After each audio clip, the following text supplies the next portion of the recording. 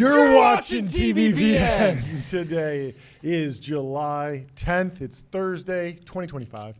We are live from the TBPN Ultradome, the Temple of Technology, the Fortress of Finance, the capital of capital.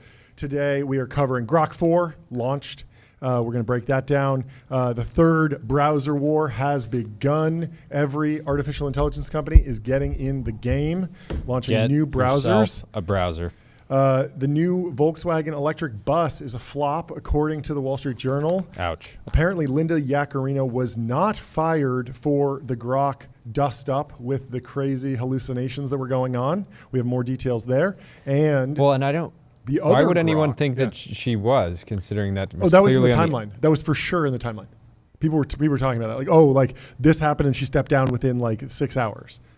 Oh, really? Yeah. My read on it was clearly Grok and XAI are not her domain. Yeah, no, totally. Obviously. And Grok was saying some things about her that should never be said. Yes. And my read on it was, who knows? When Elon commented on her post and said thank you for your contributions, it's like the boilerplate text, and so I'm sure that their relationship is maybe not as good as it was day one. Yeah. But I almost thought it was maybe the Mecca was the straw that broke the camel's back, and she basically said, look, I can no longer bet my career on this platform. Maybe, yeah. But, I mean, we can debate it. There's more reporting in the Wall Street Journal about what actually happened, and that story, which we'll get into, is kind of pointing to this idea that it had been in the works for a while. Yeah. And that was not the straw that broke the camel's back. That was like the papers had been signed. Yeah. Everything had been signed before that. And then the dust up happened with Grok. But the bigger news is that they actually got Grok 4 out and people are excited about it. So we'll talk about that. And then the other Grok, GROQ, the CEO of that company we had on the show. Was it yesterday? I'm losing track of time. It was very, very recently. No, it was Tuesday. Tuesday. Apparently, they're out raising at $6 billion, and we have some more details on that company. So that's interesting. Anyway, let's tell you about Ramp.com. Time is money. Save both. Easy to use corporate cards, bill payments, and a whole lot more, all in one place. They have a new Kareem agent launch today. Show today. Kareem will be joining later in the show. We're excited for that. For him to break it down. So let's break down the Grok 4 launch. DDoS has a summary. Insane that Elon Musk has pulled it off again, absolutely crushing the AI wars with Grok 4. And we can go into some of the meta. Crushing the benchmark wars. For sure. And there's a question about are we post-benchmark? Does this matter? What's the real question to be asking here? But there's a bunch of interesting takes. So just summarizing the core announcements, post-training RL spend was equal to pre-training spend for this release. That's the first time it's ever been like that. I think when you go back to the original RLHF stuff that ChatGPT was doing, that kind of unlocked oh, wow, this really, really works. I'm pretty sure the pre-training spend was an order of magnitude or 2 orders of magnitude bigger. Yep. Now we are truly in this reinforcement learning regime. $3 per million input is tokens, $15 per million output tokens, 256,000 token context window, price 2x beyond 128K. It's number one on Humanity's last exam, which interestingly was which is effectively like postgraduate PhD level problems, but across a bunch of different domains. Yep. So everything from literature to physics. Yeah, kind of like the hardest SAT possible. Interestingly, I believe that benchmark was created by Scale AI. And so Alex Wang is now at Meta trying to figure out how can we beat our own exam. And Elon's just like, I'm number one at your thing. Interesting dynamic. Interesting shot. Yeah, the real test would be Elon, doing the same problem set himself and saying, look. Well, yeah, I mean, I was talking to Tyler about this before the show. It's like Humanity's last exam. It's like really good at PhD level math, PhD level stuff. But how often are you running into those types of problems? Yeah, I mean, I think that's the whole thing about there's this concept of spiky intelligence, right? Where it's okay, it's really good at this very obscure problem that I never deal with. Yeah. But if I have a super long kind of context window, there's no kind of long term, it just completely loses its footing and then it's useless. Yeah, we're kind of in less of the benchmark regime and more of the agentic, how long can the agent run? So it's we're in the 15-minute AGI regime. Maybe this is 15 minutes of like even better AGI, but we want to go to 30 minutes. Well, and Dwarkesh on Monday, hours. this takes me back to him talking about continual learning being the next problem that we really need to solve, because it's great if you have a PhD level expert in your pocket that can solve any problem in any domain almost instantly. But if it can't learn and take feedback and improve on certain tasks, then it's basically like useless. Like if you had a PhD level, a PhD join your team to work on a specific problem, but it was hard restarting at the beginning of every single task with no prior knowledge. It would be almost impossible for that person to succeed. So but humans still got it on that front. But at the same time, like, if you are trying to just really establish yourself as, at least an API for tokens that every business should check out against Anthropic or the OpenAI APIs, just saying, hey, we're on the frontier. Or Gemini, we're on the frontier is a good way, and they certainly proved that with GPQA, hard graduate math problems at 88%. The really interesting news is so it's worth calling stuff. out. It's worth calling out. So Grok got number 1 on humanities last exam at 44.4%. Number 2 is sitting at 26.9%. And then going down this list of all these different sort of challenges, they are consistently well beyond the second place. So they are at the frontier now of all these different benchmarks. Yeah. So Mike Knoop over at ArcAGI says, zooming out on ARC progress, I'd say OpenAI's O-series progression on V1 is a bigger deal than Grok's progression on V2 so far. The O-series marked a critical frontier AI transition moment from scaling pre-training to scaling test time adaptation. And this was the O-series progression, if you remember that. OpenAI was spending, it was like thousands of dollars of reasoning tokens generated in the test time inference to actually get a good score on the V1 of ArcAGI. And so it had to think a ton, but it was able to figure it out. And at least it proved that throwing a ton of tokens and a ton of inference at a problem and letting it cook basically wound up producing progress there. So that was kind of like a new paradigm. Says, whereas Grok 4 mostly takes existing ideas and just executes them extremely well. In my opinion, the notable thing is the speed at which XAI has reached the frontier. And that is really, like, it just can't be understated that this is crazy. You put a post from Owen in the chat. So I'll pull it up here. He says, Elon Musk is such a beast. I'm not even a pure fanboy anymore. How does he's a lot of swearing in here, Owen. Got to keep the timeline PG. But how does he come out of nowhere with a cold start late to the game and ship Grok 4 and do it alongside everything else he's up to? He's launching new political parties. He's literally magnitudes above every founder. It's humbling. So basically everyone impressive. Agrees that it's almost like he was a co-founder of OpenAI. Yeah, I guess he was returned. You would have to, be almost be a co-founder over there to be able to do something like this. Let me tell you about Graphite. Code review for the age of AI. Graphite helps teams on GitHub ship higher quality software faster. You can get started for free at graphite.dev. If you want to ship like Ramp, get on Graphite. Yeah, Chamath was saying the same thing. Somebody in his reply says, seriously, how does this guy produce what he produces? Meta is buying talent at $200 million a year, and Elon keeps his people at a fraction. It's mind-blowing. Very deeply underappreciated edge for Elon, says Chamath. The retention of the best people happen when you can offer them a freewheeling culture of technical innovation, no politics, and few constraints. And people in the comments are like, no politics. Like, what are you talking about? Can get a little political over there, but probably not within the engineering org at XAI, right? Yeah. Like, it's probably just, okay, how do we build the biggest thing? Cool. Well, like, you can imagine the politics of like who gets the best spot for their tent in the office. There's a hierarchy, tent hierarchy. Proximity to the bathroom. I want to be directly under the air conditioning unit. I want to be closer to my desk. The windows can be nice too, so you can Yeah. pull down your tent a little bit and get a little view, Yeah. morning light. I wonder what the political structure is of the tent The city. tent hierarchy. It's like, is it democracy? Do they vote for who runs the tent city? I guess it's just The XAI tent city. it's probably just Elon at the top. But does he have a tent? Something about San Francisco and tents. Yeah, very funny. But Swix has been chiming in saying, like, we need community notes for LLM benchmark porn because in the Grok 4 launch, they highlight this AIME competition math problem, and I mean and so Matt Schumer is basically saying AIME is saturated. Let that sink in. Grok 4 got 100%. It made no mistakes on that benchmark, which is obviously very impressive. But there's this extra comment about the nature of AIME. And so it's a cautionary tale about math benchmarks and data contamination. Yeah.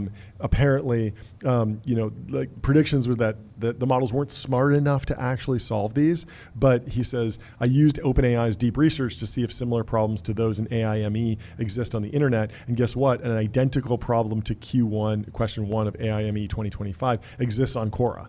I thought maybe it was just a coincidence, so I used deep research again on problem 3, and guess what? A very similar question was on math.stack exchange. Still skeptical. I did problem 5, and a near identical problem appears on math stack exchange. And so, like at a certain point, if people put out a benchmark, then talk about it a lot online, and then that gets baked into the training data, you're just memorizing the result. You're not necessarily Still actually cool, learning everything. It's still cool. It's good. It's good to have everything memorized, but it really, it's not beating like the knowledge retrieval knowledge engine allegations, and we're not really in full I'd be like, interested nature of intelligence. when Scott Wu was on the show earlier this year, he was basically saying AI will win an IMO gold medal this year. He felt very confident in that. Yep. And I'd be interested to see how he thinks about And I'm pretty sure this new performance. Yeah, I'm pretty from sure Grok. the IMO gold medal questions are public once the IMO happens. So every year they're developing new questions, but then they go out there and then they get memorized and the solutions become discussed, and there's all the context Baked around in. that, and so it gets kind of baked in. So big question about how valuable are these. At the end of the day, it's really just about like adoption, and that's why we were looking at the Poly market for the best. Which company has the best AI model at the end of July, and XAI has just surpassed Google, which was sitting around 80% chance for a while, and then started dropping earlier this week, last week, started dropping, and now XAI is sitting at 48%, Google's sitting at 45%. Well, yeah, actually it's updating live. Google's back up at 49%. Is Google planning to launch something new in July? Because it feels like this market particularly is more driven by Google's release schedule. Because Google might have something in the lab, but like they like to release things at specific times. Like it's a big company. They don't just like who knows, drop it. Gemini team Logan over there might be fixated on this Poly market did you see being his like, post I need to. this? Yeah. He was like, during the wait, he was like, if you need something to kill the time, Google AI Studio. So I mean, people were definitely memeing the production values on the Grok 4 launch, because it was supposed to start at 8. I think it went live at 8:45 or something like that, maybe a little bit later at Pacific time. And Eigen Robot was saying, this market is based on LM Arena, specifically the text leaderboard. So currently, they haven't fully updated it, so it's unclear. Right now, Gemini 2.5 Pro is still at the top, but I think the expectation is once they get Grok up there, it will be the top spot. So we'll keep following this market. There's over 2 million of volume already on it. So it's so interesting that Anthropic's not on this Poly market at all, because people talk about them as having like the best vibes, the best like big model smell, the best like interaction, and LM Arena is like supposed to kind of like test that with these A/B tests, and yet like doesn't seem to be performing there. But it almost doesn't matter because they're just focused on like the business at this point as opposed to like the benchmarks. So I don't know, it's all changing. We have a post here from Ben Hylek. He says, Elon Musk on AI. So during the presentation, a lot of people were critiquing the presentation, saying that it didn't feel like super polished or whatever. I don't think that was the intent. And it was pretty fixated on the models themselves and what went into them and what they're good at. But Elon did have this one quote in here where he says, and at least if it turns out, so he's talking about, what kind of impact AI will have on the world. And he goes, at least if it turns out to not be good, I'd at least like to be alive to see it happen. It's like, if we get the Terminator ending, I want to be around for that. Yeah, I want to experience it. What does that say about his timelines? Because it's like, is he expecting not to be alive? Like, I feel like most people that have been in the doom category have been like, the doom's coming soon. Not the doom's coming in 200 years. I read into it more like he will find it interesting if that is the outcome, and it'll be entertaining. Yeah. Less so like, will I be alive when it happens, kind of thing. But who knows? There was another funny quote at the end of the presentation where Elon kind of looked around at the very end, and he's like, "Anyone else have anything to add?" And one of the engineers goes, "So it's a good model, sir." And then they cut it. Extremely online crew. Yeah. Definitely on brand. Well, Ben Hylack, as you know, he's been on the show. He's a designer, probably working in Figma. All day. Think bigger, build faster. Figma helps design and development teams build great products together. You can get started for free at figma.com. And we have our first product coming out very soon with Figma Make cool. that Tyler has been cooking on. I've been very excited.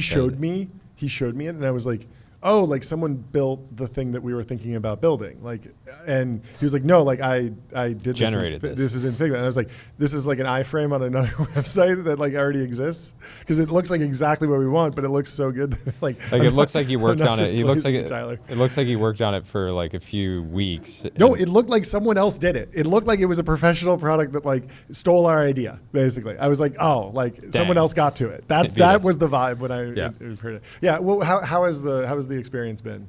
I don't know if you want to leak exactly what you're working on, but I don't want to talk about it too closely, but how many prompts did it take you to get where you showed me? Yeah, I mean maybe 5. That's so crazy. This thing is so the design detailed. is super. It's really great. It's really good. Yeah, the fact that it came out looking like basically like 90%. Yeah. And I imagine that there's probably like the last 10%, if we were really strict about like, it's got to be on this exact style guide, like that might be something where like, Tyler winds up spending more time finalizing and customizing stuff. But in terms of like just getting a functional prototype out, oh man, it was mind blowing. It was awesome. I'm very excited about the age of vibe coding. This is an interesting chart from Tracy Alloway. Yep. Been on the Let's show. pull it up.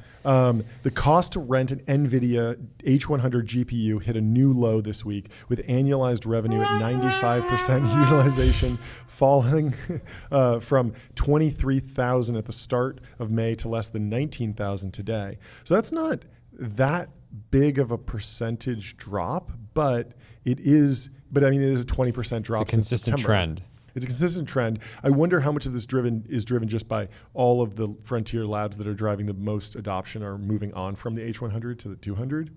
I don't know what else would be driving this, because if you can still get, like, if you only take a 20% drop off of a full refresh of a new hardware, and it's like it's not the latest and greatest anymore. Pricing drop, not a utilization drop. Yeah. Annualized revenue at 95% utilization. So this is revenue per unit. So utilization is still very high. It's the price that these neoclouds are able to rent them for, which is dropping. Yeah, which tracks. I mean the market's more competitive than ever. There's more neoclouds spinning up and more people actually inferencing these things. And then I guess this is the question of like how stuck will certain workloads get? Like if you have figured out a great use case for an LLM in your organization, and it's something that's not one-shotting your entire stack or whatever, but it's just like we have data flowing through our systems, and we are going to use LLMs are going to interact with every PDF that gets uploaded to our website or whatever, and so we're inferencing a lot. Like you might not need to put that on the latest hardware or update the hardware forever. You might just be like, yep, it's Llama 3, it works. It's on H100s and it'll be on H100s forever. And that piece of our business will just stay there. Just like, we have a Postgres database that works, and we're not changing it every Yeah. year. We're not changing everything. We're just trying to cost optimize that, and just hopefully the cost just comes down on that. But like, we've solved this particular problem, then we'll go solve new problems with new technology. So I think that's probably what's going on here. But it gets to the point of like, the biggest question with Grok is that like the model clearly is frontier. It works. It like the whole fine tuning on the actual X account is like a crazy final step of like system prompt, and people were joking about that, like, oh, they're gonna fix that. It's like, that's not what they're demoing today. They're demoing like the underlying raw model, which is clearly like just engineering focused, as you saw in the demo, which was just like, benchmarks and stats. Turns out the secret ingredient to crushing every benchmark is to have the bunch of data from schizophrenic posters on X. No, I don't think it's that at all. Not. I actually think it's the design of the RLHF stuff and the design of the reinforcement learning pipeline. Tyler, you got anything? Yeah, I mean, I think just like, so far what I've seen on X, like the overall response, like vibe stuff, is that people are saying maybe it was a little too kind of overfit on the RL, like VR, like verifiable rewards. Yeah. Like you kind of see this when, even in the demo, I think it would sometimes respond in the answers with like, in like LaTeX formatting. Oh, sure. Which is like, okay, that means obviously they've trained a ton on, math questions, stuff like that. Papers and stuff. Maybe people are saying maybe it was kind of, benched maxed. You see it like, 100% on Amy is like kind of crazy. It's like sauce. It's like you don't want to be too good. Yeah. This is the thing about democracy. Like, if you win like 80% of the popular vote, it's like, okay, it was a blowout. If you win 100% of the popular vote, like, probably not a democracy. I don't know.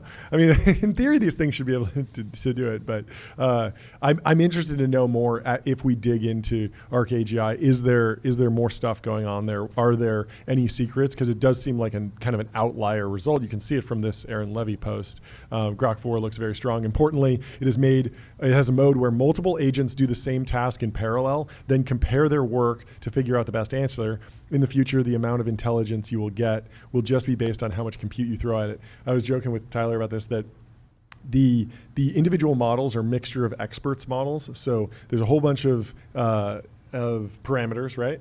And then the individual parameters like light up the different neurons based on an internal to the model router. So there's kind of like the math section of the brain, or the literature section of the brain. And so this was like one of the key breakthroughs in like GPT-4, right? Was mixture of experts. People think, we're not super sure. Yeah, we don't fully know, but that's like an internal decision that happens within the model to be like, let's go, this feels like a math question, let's go down the math path in the model. Yeah.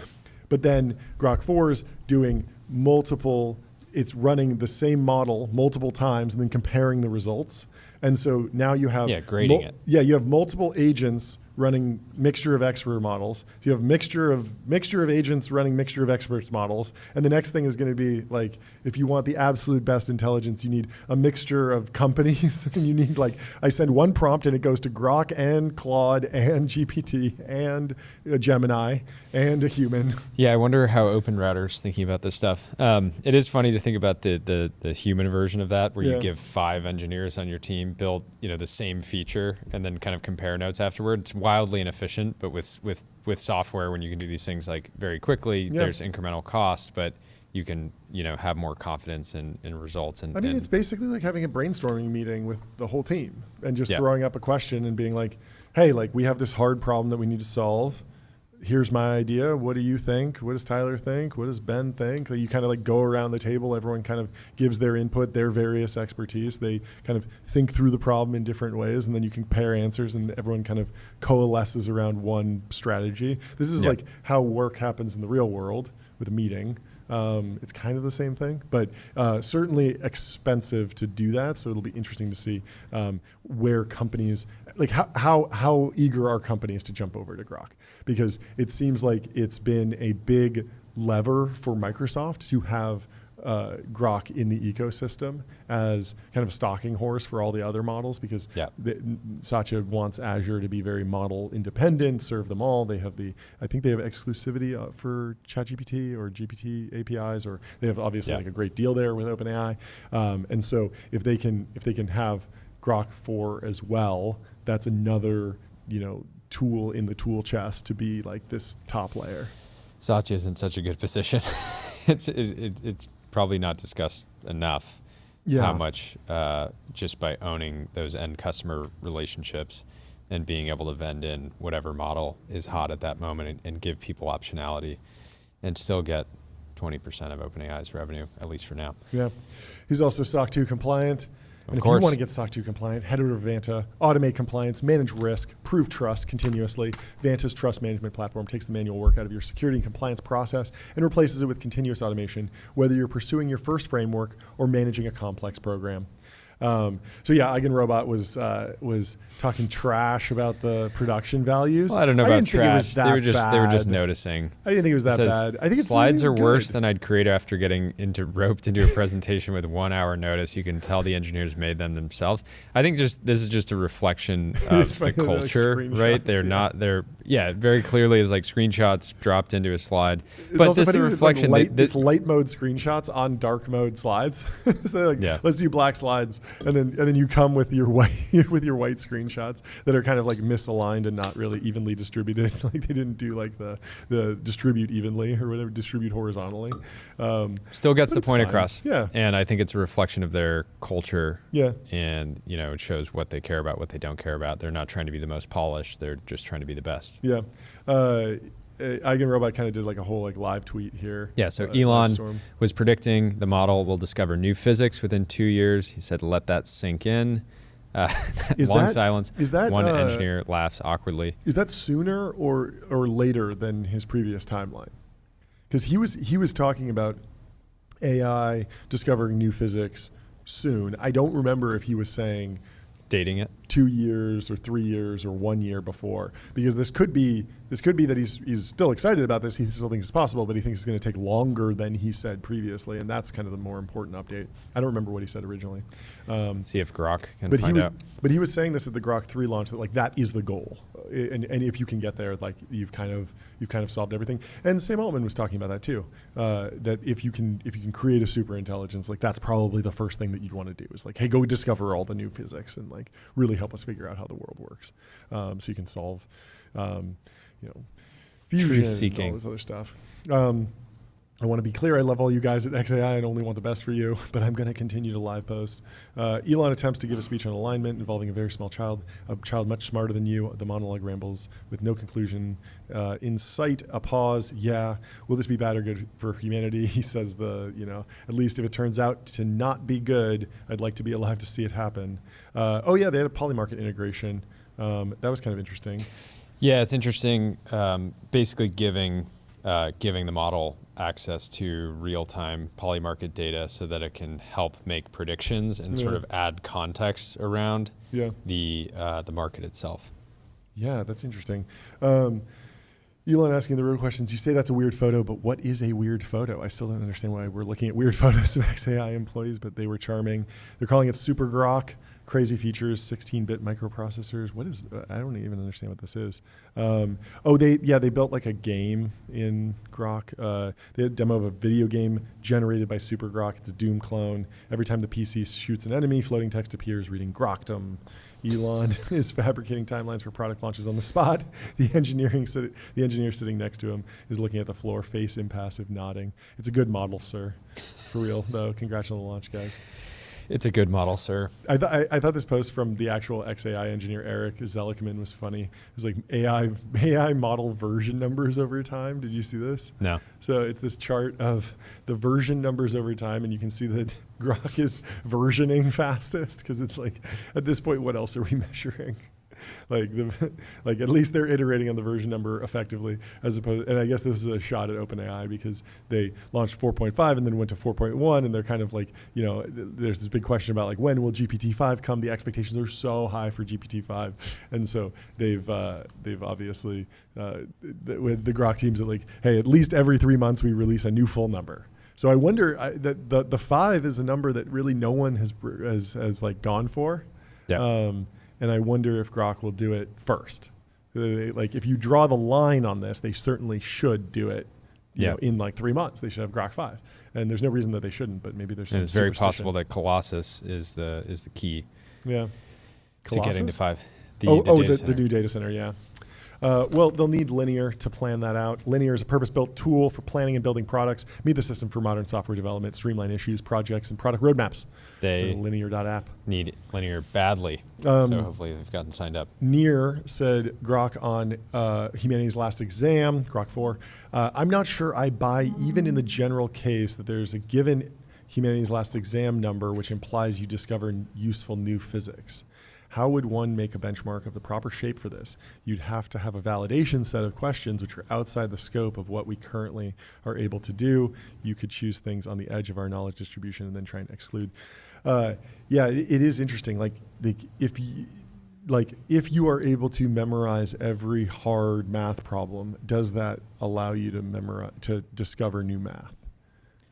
Like it's sort of a prerequisite because you have to. I think be where good at the I've tests imagined before these you- discoveries coming from are having a single intelligence that has PhD level intelligence across, like a single mind that has PhD level intelligence across every human domain, right? And being able to combine ideas from different domains. Like Sure. historically, a lot of innovation is just taking something from one field, bringing it over here, making some combination of it. Yeah. I think Elon talks about the potential of discovering new physics, but again, didn't spend a lot of time like breaking down how that would actually happen. But world is unpredictable, so we'll see. Yeah, it's interesting. People are really pushing this idea of like, okay, like we are accelerating. Like the ARC AGI leaderboard is accelerating, but I keep seeing this and feeling deceleration. Like I am not feeling acceleration right now. Are you, Tyler? Yeah, I don't know. I think generally I'm kind of like not that interested in a lot of these kinds of benchmarks. Like, Yeah. I think ARC AGI is more interesting, but just like the Humanity's Last Exam, the kind of general math, physics knowledge, it doesn't seem to be that like, it doesn't seem to line up with, you see GPT 4.5 kind of does very poorly on these things, but like writing, it does really great. So like I think I'm more like, if I were to go to long short on like different benchmarks, like the usefulness of them, I think stuff like HLE, I'm kind of short. Long, I'm like, have you guys seen the Minecraft benchmark where it builds the No. two different, okay, you basically, two models build like a Minecraft, there's like a prompt, it's like build a house. Yeah. Then you can choose, and then it's like their The rank, stuff models like that. yearn for the minds. But who's grading that? The human? It's a human who picks between them, and Okay. then it's kind of like a ELO. Oh, okay. But just like general kind of creative tasks. Sure. I think stuff like that. Aiden Bench is good. Yeah. I think even on the Grok launch, there was the vendor bench. Which one's Aiden Bench? Aiden Bench is Aiden McLaughlin's Yeah. benchmark. It's just like, it's kind of hard to describe how it works exactly, but it's just various like creative tasks. How like kind of novel its thinking is, the like style of its text. Sure. Um, Wait, is it just like it's just like whichever one he likes the most? I mean, At the end of the day, like he's the only grader. no, there is like an objective like function that Okay, you can do. okay. You can like run it. It's not just like Okay, Aiden it's not just picking like- which the one. idea that He's like, open it again. it will be funny. You know, there's a period of life where your SAT score like it matters a lot, Totally. and it says something about you. Yep. And then a decade later, it's what you can do, what you have done, Yep. starts to matter a lot Totally. more. And so I do think we'll reach that point where it's like, yes, you can one shot every hard exam question there is Yeah. that you can throw at it, but like, what can you do for me? Yeah, totally. And I think that's why like the bigger question is almost like ChatGPT DAUs, and like actual Revenue. and The final and app benchmark. installs and stuff. Yeah, I mean the revenue thing's interesting because you wind up in like B2B cloud world, which is valuable, but it's maybe less. It's like it's more competitive because it's more commoditized. And Well, yeah, if you don't have a lot of leverage in the enterprise, if Azure is able to offer infinite models that are infinite frontier models, open source models that are maybe just behind the frontier but great at certain tasks, Yeah. the leverage isn't quite there. There will need to be another pretty significant leap. Until then, Anthropic being really good at code gen, there's leverage there. Yep. We saw this yesterday with Llama switching over to Anthropic. Anthropic models internally, and then just having a consumer app with a lot of users, also very valuable. Yeah, the other interesting thing about the foundation model layer commoditizing and it becoming like cloud. And if you have a model, you'll just be like vended in as an API to anything else. Like the token factory is that the hyperscaler clouds are extremely profitable. Like even though AWS, GCP, and Azure are all somewhat directly competitive and they're somewhat perfect substitutes for each other, they have not driven prices to zero, such in the way airlines are like deeply unprofitable. Like AWS and Google Cloud are both profitable. Yeah, or you look in other commodity sectors like oil and gas. And I don't know if that's just because there's lock-in. I'm not exactly sure, but there's something about where, you know, maybe the counterintuitive take is that yes, they do commoditize, and there are a few major foundation models that are frontier, and they all are roughly the same price, but they all have decent lock-in with their customers to the point where they're still able to extract some level of profit, or they're just creating so much value that even if they're taking like a small marginal slice on top of the cost to run, that they're creating so much value that they still have 50% margins or something like that. Because like, I mean, this was the story of AWS. Like no one knew how much money it was making, and then they had to break out the financials in one of Amazon's earnings reports, and it was like the AWS IPO, as Ben Thompson put it. Anyway, before we get to the next story, let's tell you about Numeral HQ. Sales tax on autopilot. Spend less than 5 minutes per month on sales tax compliance. So the big news is that the third browser war has begun. Google stock has dropped on the news that OpenAI is planning to launch a Google Chrome competitor within just weeks. And this is very interesting timing because it's time to browse. Yeah, time to browse. Certainly makes sense to become more deeply integrated into the user's life. Makes a ton of sense. There's a ton of benefits that come from having a web browser. What was interesting is we can go into what Google actually or what OpenAI is talking about launching, but this scoop leaked the same day that Arvind from Perplexity announced that they're finally releasing their next big product after launching Perplexity, Comet, the browser that's designed to be your thought partner and assistant for every aspect of your digital life, work, and personal. And so Perplexity launched this on June 9th, and then OpenAI, the scoop goes out via Reuters the same day. And so this feels like very much like, let's not let Perplexity get a bunch of attention and drive a bunch of people to start daily driving Comet, the browser, because even though we're not ready to launch our competitor, Arvind was on the show talking about Comet over a month ago. He said it was really important to the business. This was a big bet that they're making. And I'm sure both companies are racing to be the first to launch, but Dia, the browser from the browser company, also launched out of or they're still in beta, but they launched like a month ago or something like that. So this is, you're not going to be the first. Oh, they launched a month ago with the Dia browser? That's interesting because I saw Riley Brown also posted the cursor for web browsing Dia browser. And I thought Dia browser launched that same day, but I guess it had launched earlier. So anybody that was an Arc user can download Dia today and chat with their tabs. But interestingly enough, Perplexity's browser and OpenAI's browser are both built on Chromium, the same open source project that underpins Google Chrome and Microsoft Edge. Yeah. So the cool thing here, that means that they're compatible with existing Chrome extensions. Oh, which interesting. Is interesting. Okay, that's cool. I want to talk to more people who were like active in tech during the earlier browser wars. The first browser war was Netscape Navigator versus Microsoft Internet Explorer. This is in the mid 90s, early 2000s. Netscape was super dominant, and everyone loved Netscape. It was originally the Mosaic browser. This is the Mark Andreessen project. But Microsoft bundled Internet Explorer with Windows 95, and the distribution was so powerful that Internet Explorer actually wound up winning and became really, really dominant. But then there was this lawsuit, and it went back and forth. But then basically by the early 2000s, Internet Explorer had over 90% market share, but then they got kind of lazy and stagnant, apparently. And I mean, I'm not exactly sure what happened, but there was a lot more competition. So Firefox, which was, I believe, like a spin out of Netscape or kind of like some of the same heritage there, began getting traction, and then Google Chrome launched in 2008 and leapfrogged everyone. And Google Chrome was really focused on like speed. It was the fastest browser, and they did a whole bunch of work to optimize JavaScript so the pages would just load faster and run better on pretty much every computer that you had. And so, and then they had the open source project with Chromium, and so they were able to kind of standardize the entire industry. And so everyone's always been trying to draw analogies between like the browser wars and the LLM wars, and like what's the role of open source in that? Like, is open source a strategy to wind up maintaining your dominance? How much does distribution matter? Like, Chrome was probably pretty easy to distribute because every single person was visiting Google just every day searching.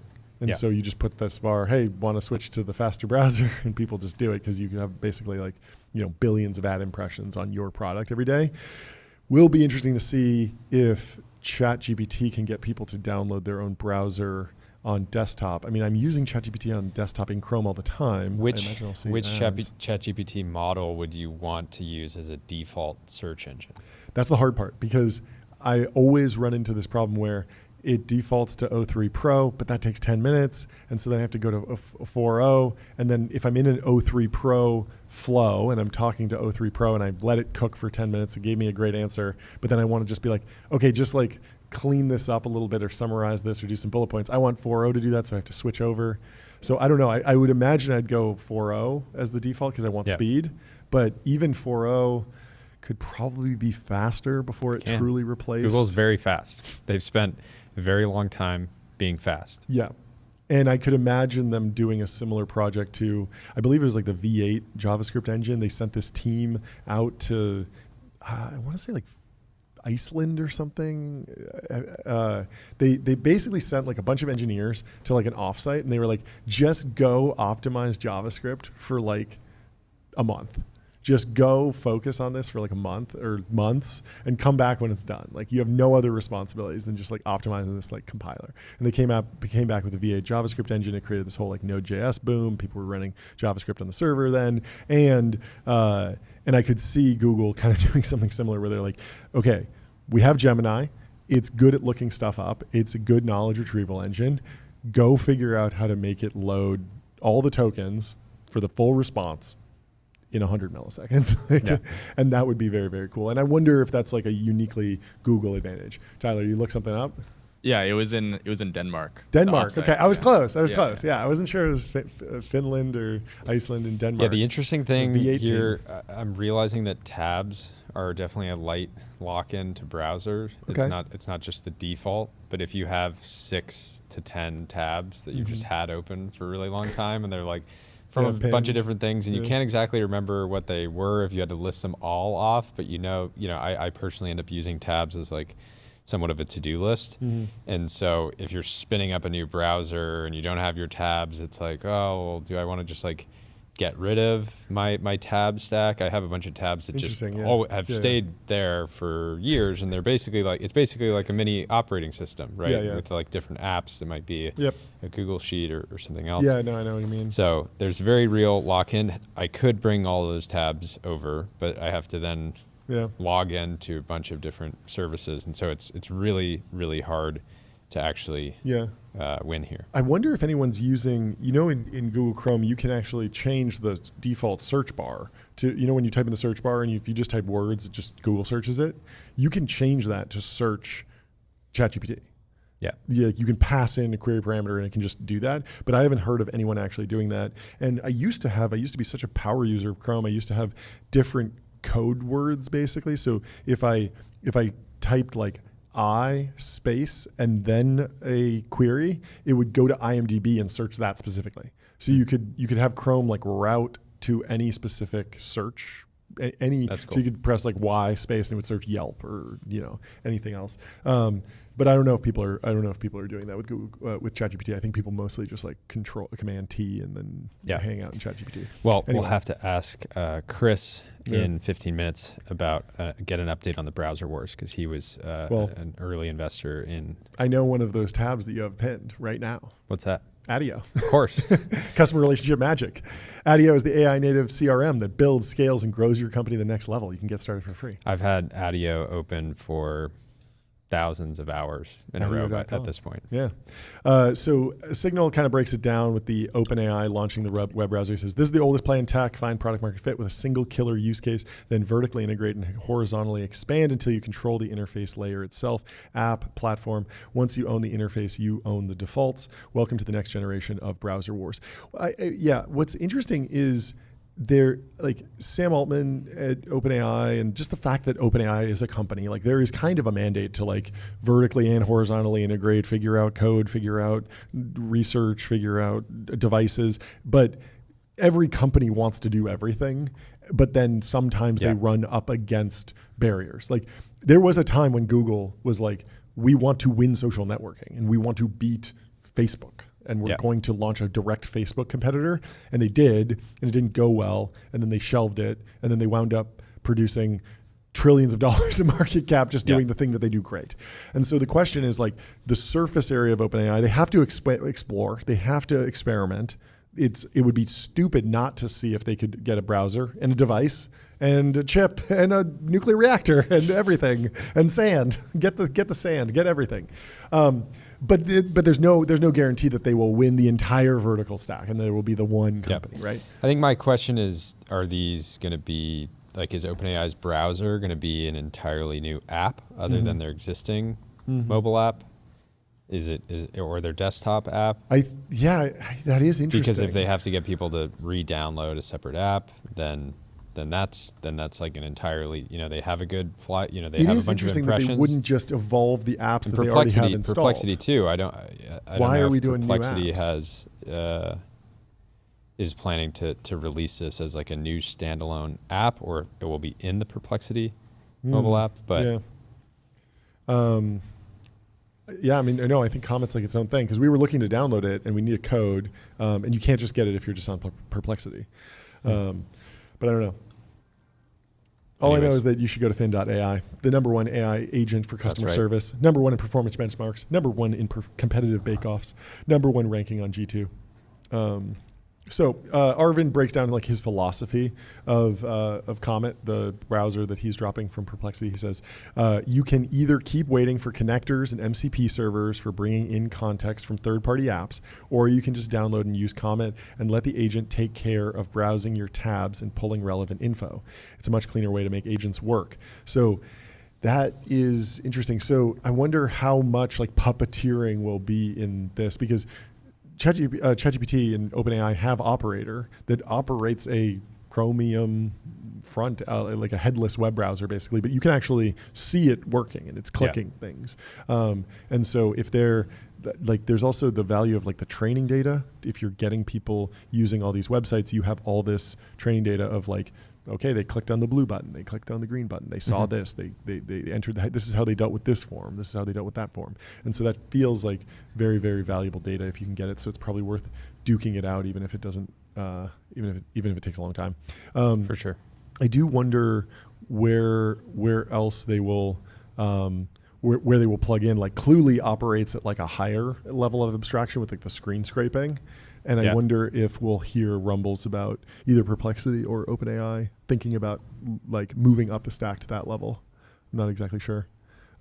Anyway, Dan Ives says, we believe Apple needs to acquire Perplexity for AI capabilities. Likely $30 billion range would be a no-brainer deal given treadmill AI approach in Cupertino. Perplexity would be a game changer on the AI front and rival ChatGPT given the scale and scope of Apple's ecosystem. So people have been talking about this for a while. It feels like there were talks and then they kind of stalled out, and Arvind is should be a 300 and I think this would be a 375x revenue multiple. Wow.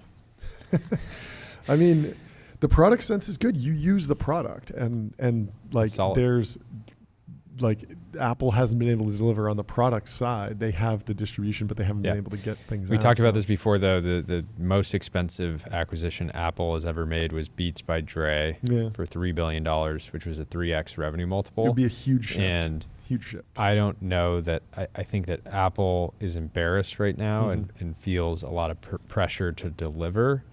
I don't know if they're at the point where they would pay $30 billion just yet. And even then, it's like hard to integrate, or even 14 or whatever their last private valuation was. Yeah, and the big question for me was like, Perplexity is built on a lot of different clouds, a lot of different tools, a lot of different models.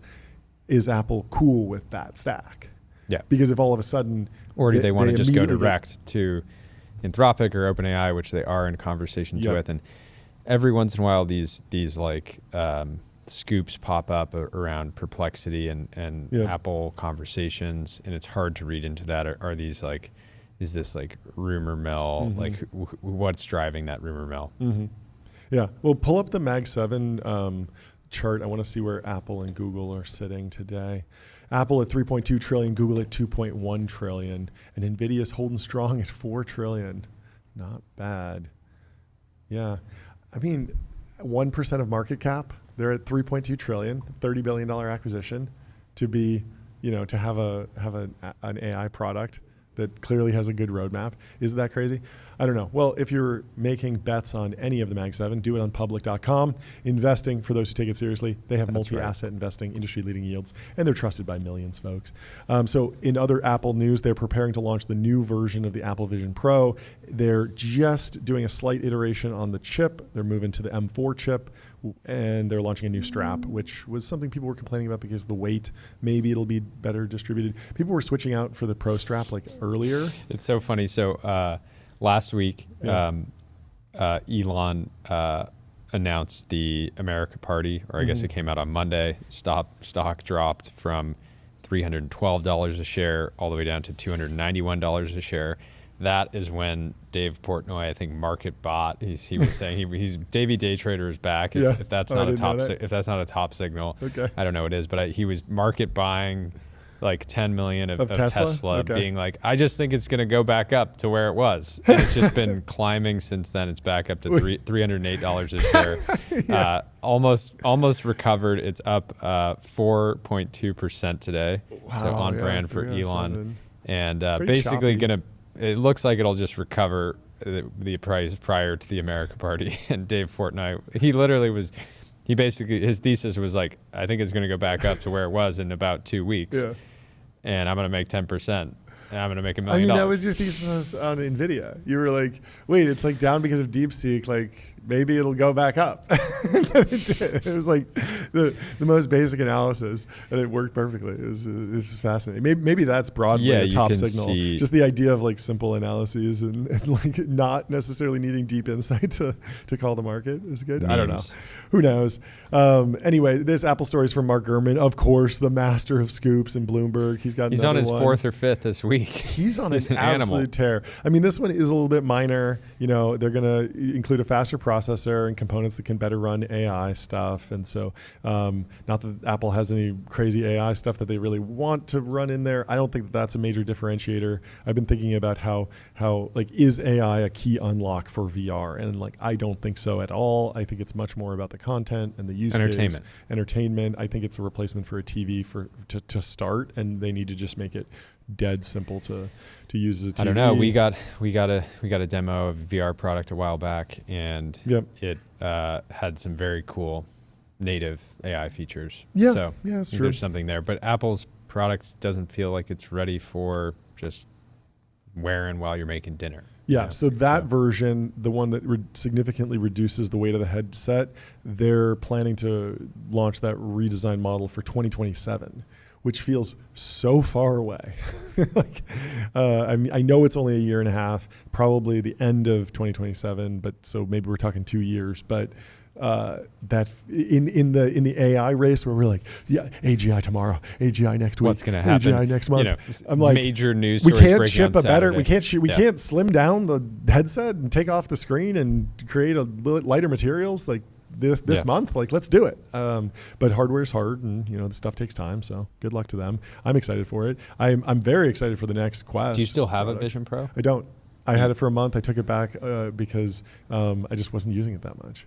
It was like heavy, and I couldn't find. And it had a bunch of things that like you had to do like these crazy workarounds. Like I wanted just like an HDMI cable that I could plug into it, and then just be like, okay, my PS5 is in VR now, and I couldn't do that. It was like you had to like pull the screen into the Mac and then screen share it in. There'd be latency. It was ridiculous. The use case that I still see is people using it on planes. Yeah. But I just We got to check in with Tyler. Give me how many times have you thrown on the VR headset in the last week? Did you play it last night? Break it down. Have you churned? Is it collecting dust? No, I've been playing a lot of Call of Duty. It's pretty sick. In the VR headset. Yeah. Okay. It's a lot of fun. There's like no latency. I'm kind of surprised. Really, no latency. And you're doing it in the cloud? My apartment is really slow. You're doing it in the cloud? Yeah. Okay. It's online. It's multiplayer. Multiplayer. So you play multiplayer, and you play like the latest and greatest Call of Duty, basically? Yeah. Okay. Black Ops like 6, I think. Cool. 6. So you have a controller, and it's a big screen on the wall, and you just chill there. Yeah. But walk me through it. Is it like 30 minutes a day? Yeah, probably like 30, 45 minutes a day. You're fired. No, this is not a gotcha. This is true research. So yeah, I mean, I honestly think that the Quest Xbox, the Meta Xbox Quest or whatever, I forget the name, but like that. I think that's I think that's better news than like a processor bump on the Vision Pro. Just like deeper integration so that you don't have, so you can just throw it on. What's the actual time to, if you want to turn it on, throw it on, get playing, get into a lobby, actually get your first kill? Is that 1 minute?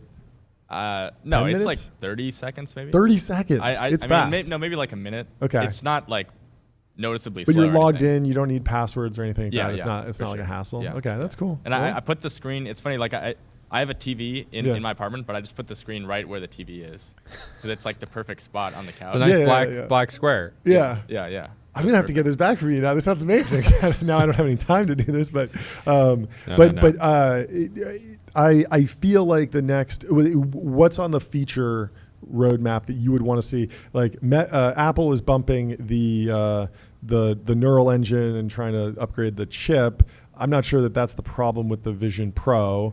What would you like to see out of the Quest 4? I guess is the next one that's coming. Yeah, I think the main thing. So I've tried the Vision Pro, and basically, I mean, the visuals are just like vastly superior. It looks so much better. Okay. Than even it's the so Quest better screen in the Meta next Quest one. 3 Xbox edition. That's what I have. Yeah. And the screen is just way better. Okay. I think I would say that's the main thing. So if they can just go find the supplier, if Meta can just go find the supplier for the Vision Pro screen and put it in the Quest 4, you'd buy it yourself?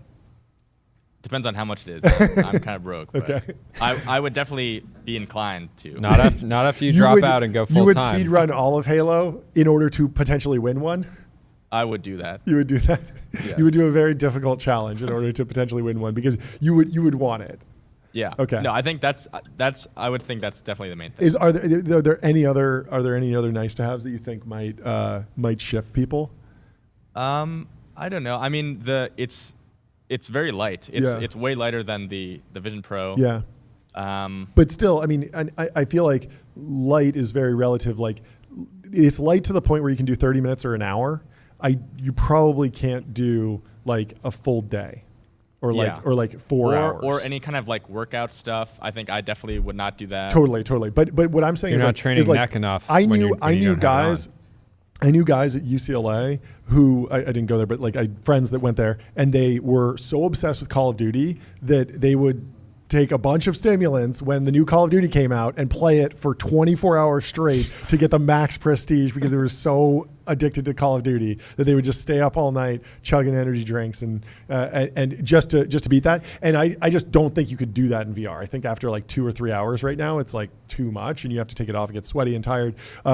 But so I feel like screen first, then probably even a little bit lighter, a little bit more comfortable, and then just drop the price as low as possible. Because if the next one was $100, you'd probably buy it, right? Yeah, and I think stuff like maybe I'd want another screen instead of just this monitor, but that's just an issue with the visuals. It's the screen. Yeah, so. it's got to be competitively priced with the TV, and the TVs are so cheap now that you got to just be like, yeah, I'm just picking one up, or the price of AirPods, or the price of, it's got to be down in the low hundreds of dollars to really ramp that up. But I don't know, it'll be interesting. Anyway, our first guest is here. Let's tell you about AdQuick really quickly. Out-of-home advertising made easy and measurable. Say goodbye to the headaches of out-of-home advertising. Only AdQuick combines technology, out-of-home expertise, and data to enable efficient, seamless ad buying across the globe. And we will welcome Chris Pike to the show. Welcome back, Chris. Fantastic. to have you on the show. Thanks so much for taking the time. Great to see you. Great to Last see you. time Great we to got be cut back. off Great to be back. in the temple. Last time we got cut off, we were Yes, we were yes. having to jump, and I was like, I wish we had another hour. So at least we have another 30 minutes here. Yeah, it's Excited to great. get into it. First off, what's top of mind for you? Have you been tracking anything in the news that's kind of updated your thinking? We were digging into Grok 4 and seeing, is this an update to, agent timelines? It seems pretty great in the benchmark, but is there anything else in the last week that's been like, I can't get enough of this story, just in your world? It's a great question. I feel like every week is a total blur. Yeah. It seems like we're all waiting for not just these foundation models to come out, but like the next open source models, the big Yeah. open source models to come out. Totally. Yeah. I think that's super interesting to me. Yeah. The proprietary foundation models obviously are the frontier of research, but they're relatively inaccessible from a technology perspective because they're fundamentally rent seeking. You Sure. can't run them on your own hardware. You can't. It's significantly less accessible. And so I'm kind of waiting for the next generation of open source models. Yeah. One maybe underrated or underanalyzed Grok 4 thing that happened last night was, I don't know if either of you saw this, but they did this voice demo and they were like really pushing the accents really far. I don't know if any of you saw this. Tyler, did you see this? Yeah, and there's the whispering. The whispering. And so ASMR. Did you think it was Uncanny Valley, Tyler? I felt very uncomfortable listening to it. But at the same time, I think it's a path where we're in the Uncanny Valley, just like we were with like 6-finger hands and stuff. And when they actually sort out the accents, the whispering, the intonation, the cadence, it's going to become a much more addictive companion potentially. So I want to bridge to your piece and talk about the different use cases that you see people might kind of flow into with these like chat companions, because you mapped out way more than just the normal take, in my opinion. Yeah. Well, so I guess it's worth asking ourselves, where do we want other humans to exist, and where will we accept like substitutes? I think the last time we were talking about it, if you can imagine a situation where humans are getting in your way of doing something, then you hate them, right? Imagine you're in traffic, in gridlock traffic. That's the most misanthropic you could possibly be. You're like, if none of you existed, I could just get where I wanted to go without you being here. But then there are just total other times where we would refuse to accept anything other than humans as that thing. I know that it's very popular to talk about like AI companionship, and I would never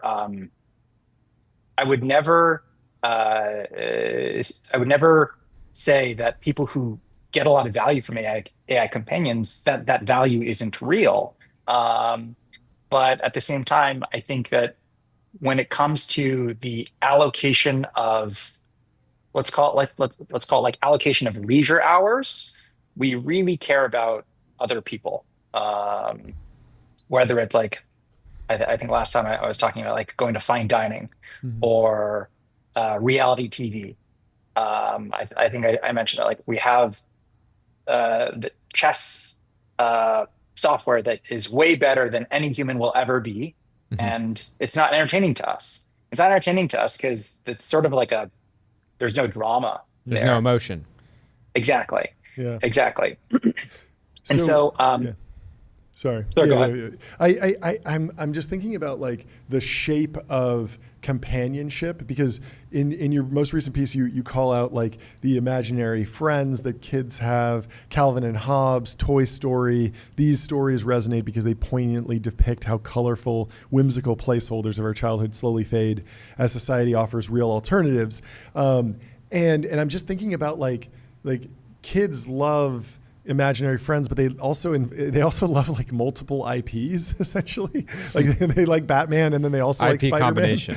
And so I'm wondering, like, there's been this narrative for a few years in AI of like, don't build a GPT wrapper because you're gonna get rolled. There's gonna be immense concentration of value, and there will actually be no middle class in this ecosystem. And I'm wondering, because there's this company Tolan that's kind of imaginary friend, AI driven, and I'm wondering like how we might actually is it possible that we're heading towards something where people are essentially developing new IP, and yes, there's still a power law in the companionship market, but these models and these products are like much more opinionated to the point where there actually isn't a one product to rule them all. And there's a variety of products that fit into different holes just for companionship, but also even just within like the imaginary friend hole, there's 25 different options. And yeah, there's one that's popular, but then there's one that's 1/10 as popular, and 1/100th as popular. But yeah, react to that. Yeah, it's a really interesting. Let me first go back to like this wrapper concept, Please. And I think it's really important to distinguish when wrapper strategies work and when they don't work. Mm-hmm. I would argue that the wrapper strategy works the best when the underlying infrastructure is purely commoditized. Like you can choose across many different options. Where the wrapper strategy doesn't work is if you're basically building on top of a monopoly, and that underlying landlord is basically just going to be increasingly rent seeking and squeeze you out of all margin. So sort of embedded in the wrapper strategy is the assumption that over time, you're going to be able to distribute your product on top of like increasingly commoditized infrastructure. So for example, like Snowflake launched actually just on Amazon. And then over time, distributed its product across Azure and Google, and actually in doing so was able to expand the margin capture of its own product because it had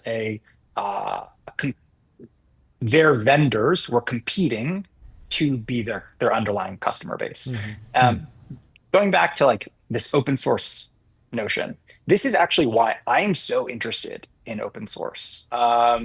The more that we have competitive fungible models, the more that the application layer on top can really flourish. The more that we'll see distinct, unique applications, and kind of like until we start to maybe S-curve near the top of the frontier. I'm sure you guys are familiar with the it's really popular essay, the bitter lesson. Oh yeah. Which is basically the no amount of fine tuning or no amount of specific training is actually going to outcompete just the fundamental advances when it comes to like more gains with more compute. Yeah. But if we start S-curving, if these scaling laws break, which it seems like they are breaking on pre-training and test time compute and things like that, all of a sudden you have largely fungible, similar capabilities at that commoditized layer, and then we can really start to see the application layer flourish.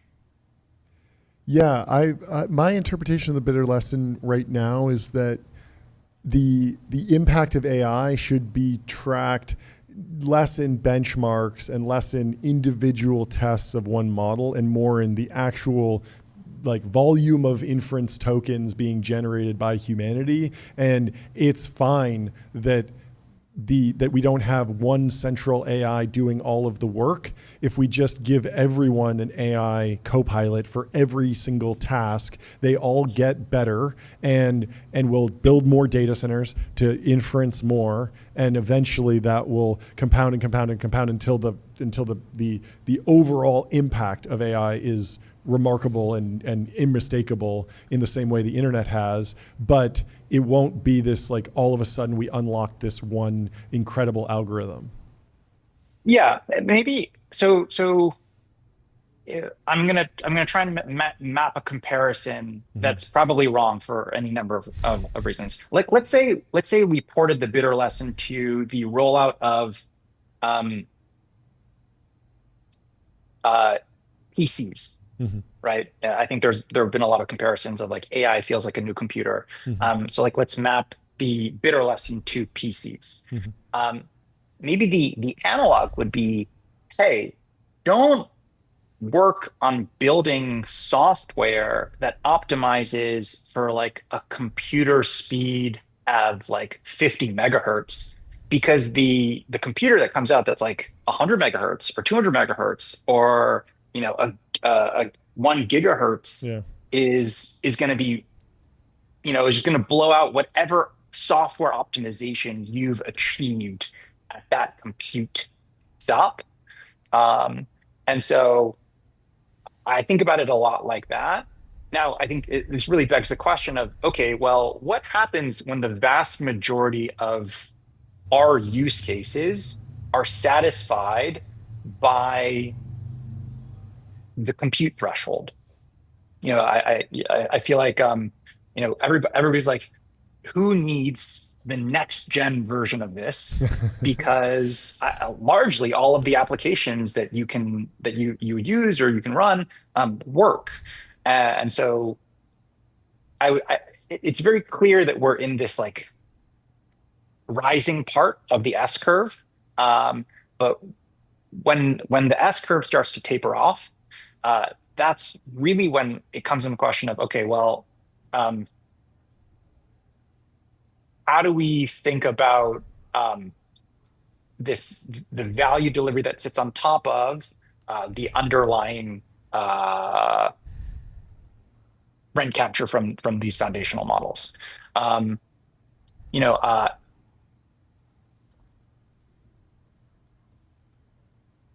You could think about it also, like video game consoles. The amount of creativity that video game developers are limited by is actually how advanced the video game consoles are, and also how expand like what the install base of the video game consoles are.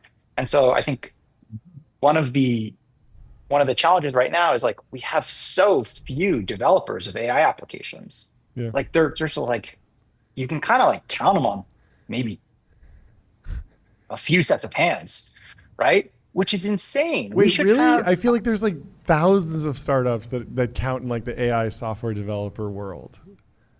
I see market maps every single day. I'm sorry. There's like 10 in every B2B category. Like, well, okay, so maybe like let's split the world between like enterprise use cases and consumer use cases. Oh, sure, sure. So enterprise, I would, yes, 1,000%. There's a lot of companies that are, it's a blue ocean sprint to vertical value delivery in different sectors. Yep. Because you're largely swapping. You are the spend, the addressable spend is OpEx, which is insane. Like that's crazy. Your revenue opportunity is just like headcount spend. And so that's for sure. But also legacy tool spend, like it's all of the OpEx, like to your point. I mean, I guess not like real estate or rent or something, but basically everything else. Yes, which is by far the biggest cost center for any company. Yeah, of course. Anyone who's ever run payroll or anyone who's ever scaled a company is like, man, like humans are expensive. Yeah. Humans are so expensive. Yeah. And I mean, this is why I feel like everybody says that AI is the best candidate or the best argument that UBI is coming. Sure. Yeah. Jordy? I think the picks and shovels meme became too dominant, and there were so many over the last decade or so. There were just so many amazing outcomes of people building infrastructure, and like very visible outcomes, and it became cool to build infrastructure, right? Like the Collison brothers made building infra cool, and you have like Parker Conrad is like a folk hero, Sure. right? And like Rippling, it's like, and you have the, like Ramp is a good example of this. Corporate spend management should not be cool. They've built a, really cool culture around it. Interesting. And there's this like weird kind of pervasive meme of like, you have 2 years to escape like the permanent underclass. And so I think people are like, well, I'm not going to just build something weird and fun. I'm going to build enterprise SaaS so I can make, so I can escape the permanent underclass.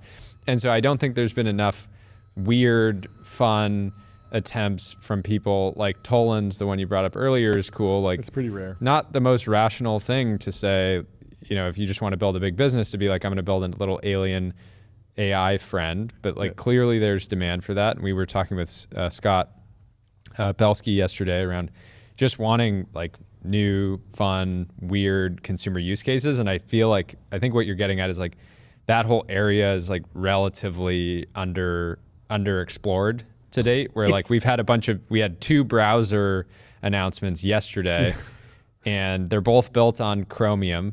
Yeah. And that's exciting and cool. And we should talk about the potential for new browser wars. But I think the number of people that are saying, I'm actually, you could call it a wrapper, but I'm actually trying to create something entirely novel. Like the example we gave yesterday is like a dating app based on like a digital twin that is just constantly dating other digital twins. And, I'm sure somebody's working on that. I haven't seen it yet, but there's like pick any popular consumer app category, and there's probably a way to entirely rethink it with this sort of LLM as a new computer at the core of that consumer ecosystem. Just seems so much more risky because it's like it's either $1 billion outcome or 0. Whereas in enterprise, it feels like, well, there's no way it's going to be a 0. It's going to be a $10 million outcome or a $100 million outcome or a $1 billion outcome, but it's not going to be a swing. So then for you the have fences. 10 companies that each have 10 and we've even to seen this 50 with, like, million the doing story the of same Slack, thing. where like they were trying to go for the hits driven business with the game, didn't work, and then they went into SaaS and it worked. Anyway, sorry, I think Chris. that the additional challenge with consumer is inference is not free right now. Yeah. Like somebody has to pay for the inference bill. And so until you can run inference on device, it's still like every developer is doing the mental math in their head of like, how do I, like if any one of your users can run you out of house and home if they abuse your service, how do you build on top of that? That's crazy. one of the OpenAI researchers, I think in Zurich, that's going to Meta, like posted like, I didn't realize that I had this thing running. It was like $150 a day, just like every single day. Luckily, I think he'll be fine. He can afford it. Take the hit. Before we fully leave, like kind of consumer. Stay here. What do you think do you think that AI companions and LLMs broadly present a real threat to traditional social media? Like the idea of a companion, a lot of people in our world are using these tools like very functionally, like for doing research or getting answers or understanding topics. But a lot of people are using them as companions, and that is somewhat of a social entertainment experience. And you see these charts ticking up of kind of user minutes So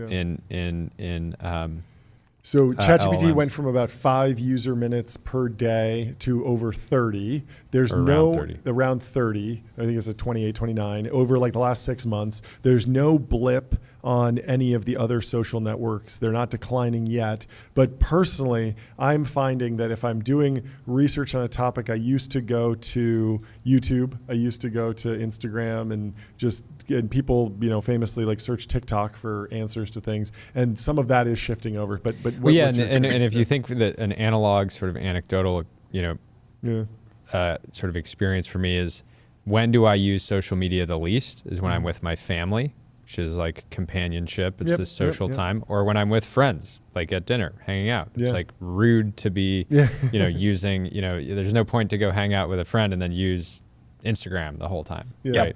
Totally.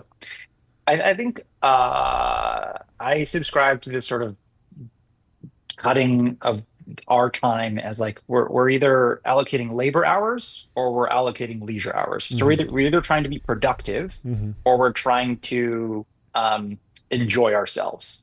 And so I would say that all leisure allocation effectively competes against each other. I think maybe it was like the Netflix CEO that said that they weren't competing with HBO, they were competing with Fortnite.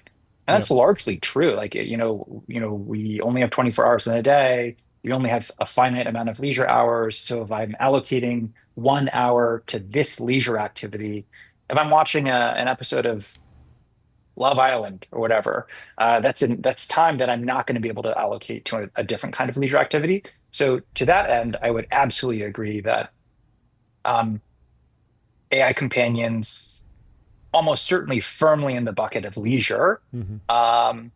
More consumption of leisure equals less consumption of other leisure activities. It's really zero sum. The only thing that is going to make it non-zero sum is a fundamental advance on productivity that allows the leisure pie to be even larger. Yeah. So, right, like maybe we definitely have more leisure hours as humanity now than we've ever had in the history of humanity. Let's give it up for you know, leisure like hours. right, like proto-human, zero Yeah. zero leisure hours, Yeah, and yeah. like Hunting all now the we just time. like amazing leisure hours. Yeah. Uh, uh, when it comes to labor hour allocation or like research or utility, I would say like that doesn't necessarily encroach against uh, time on social media, and I think that all social media, whether it's YouTube or TikTok or Twitter, they care less about helping people get work done, and Mhm. they care much more about absorbing as much of attention as possible, which is why like the algorithms are so insidious of Mhm. like serving you exactly the kind of saccharine thing that you want to consume next.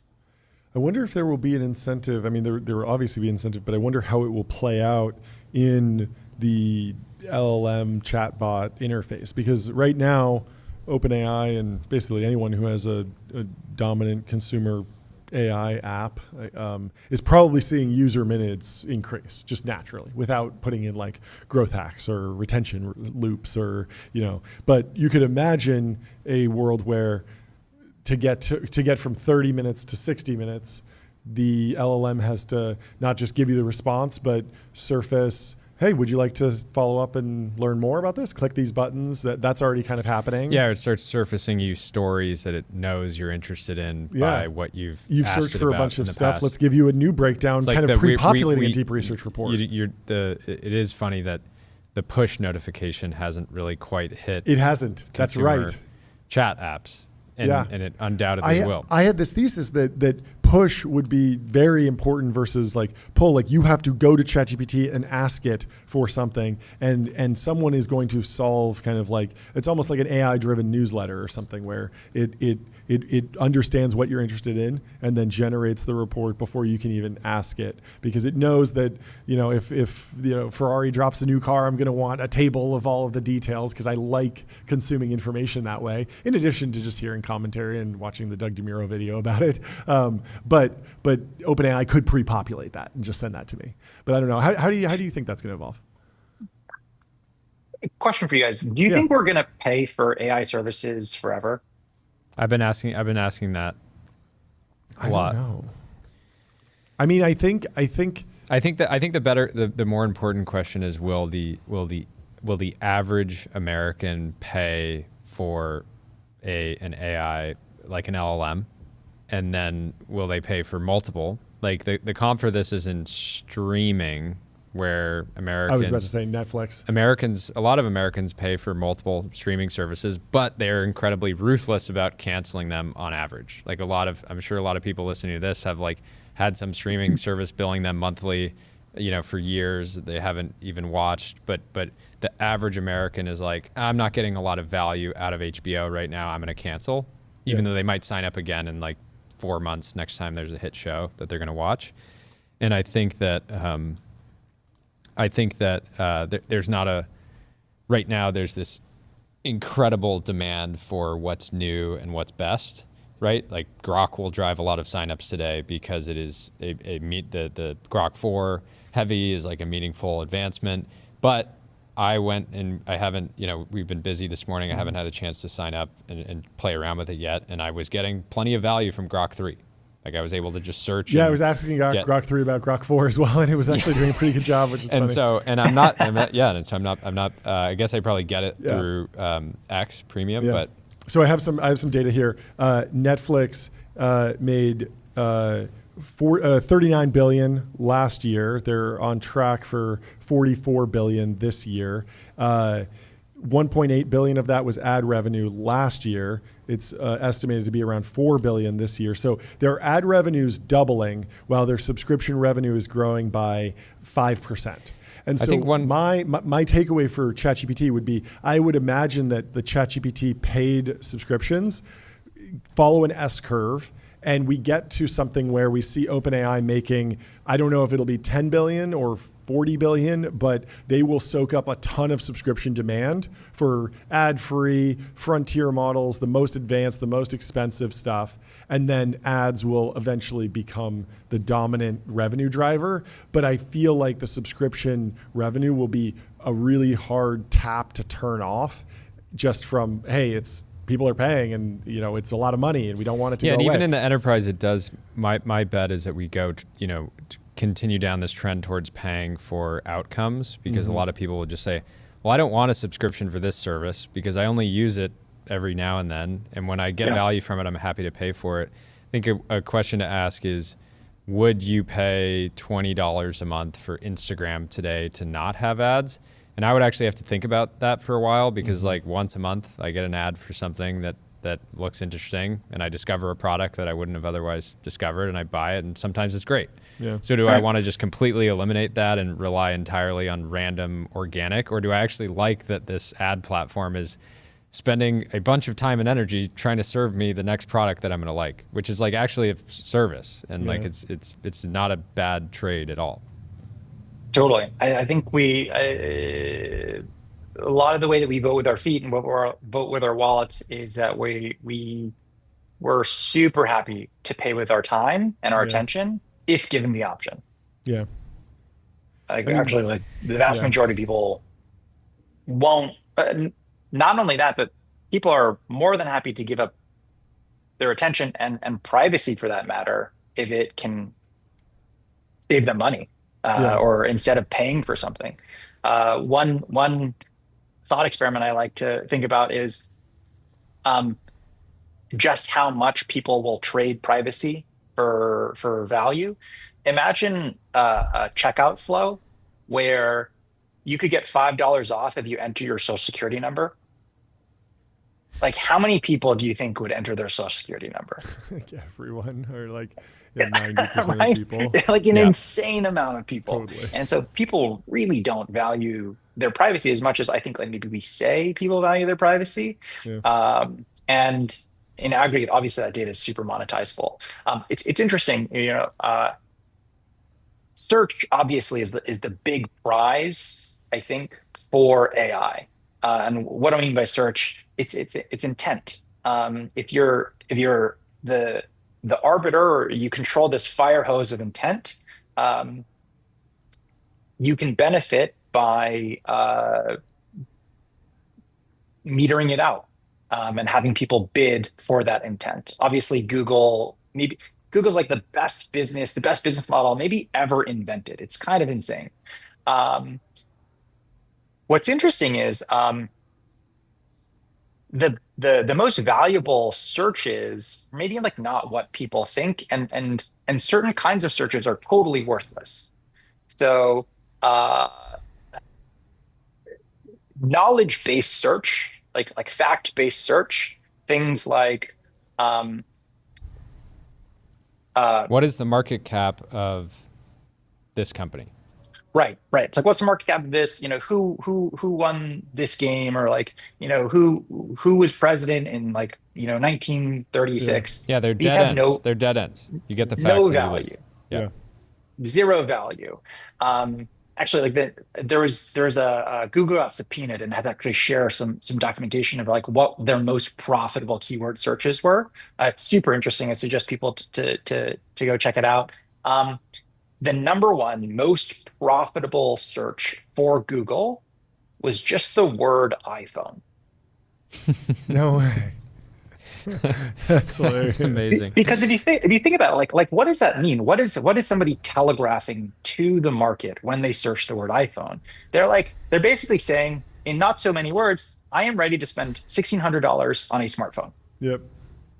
And who's interested in like jockeying to get that person's attention? Well, Apple has to, right? Yeah. Best Buy as a retailer is interested. Samsung wants Samsung. to. And then Verizon, AT&T, T-Mobile, Yep, the networks. everybody. And so when you think about like where is valuable search, the value of search is often misunderstood because you have to really think about how to capture the most valuable intent.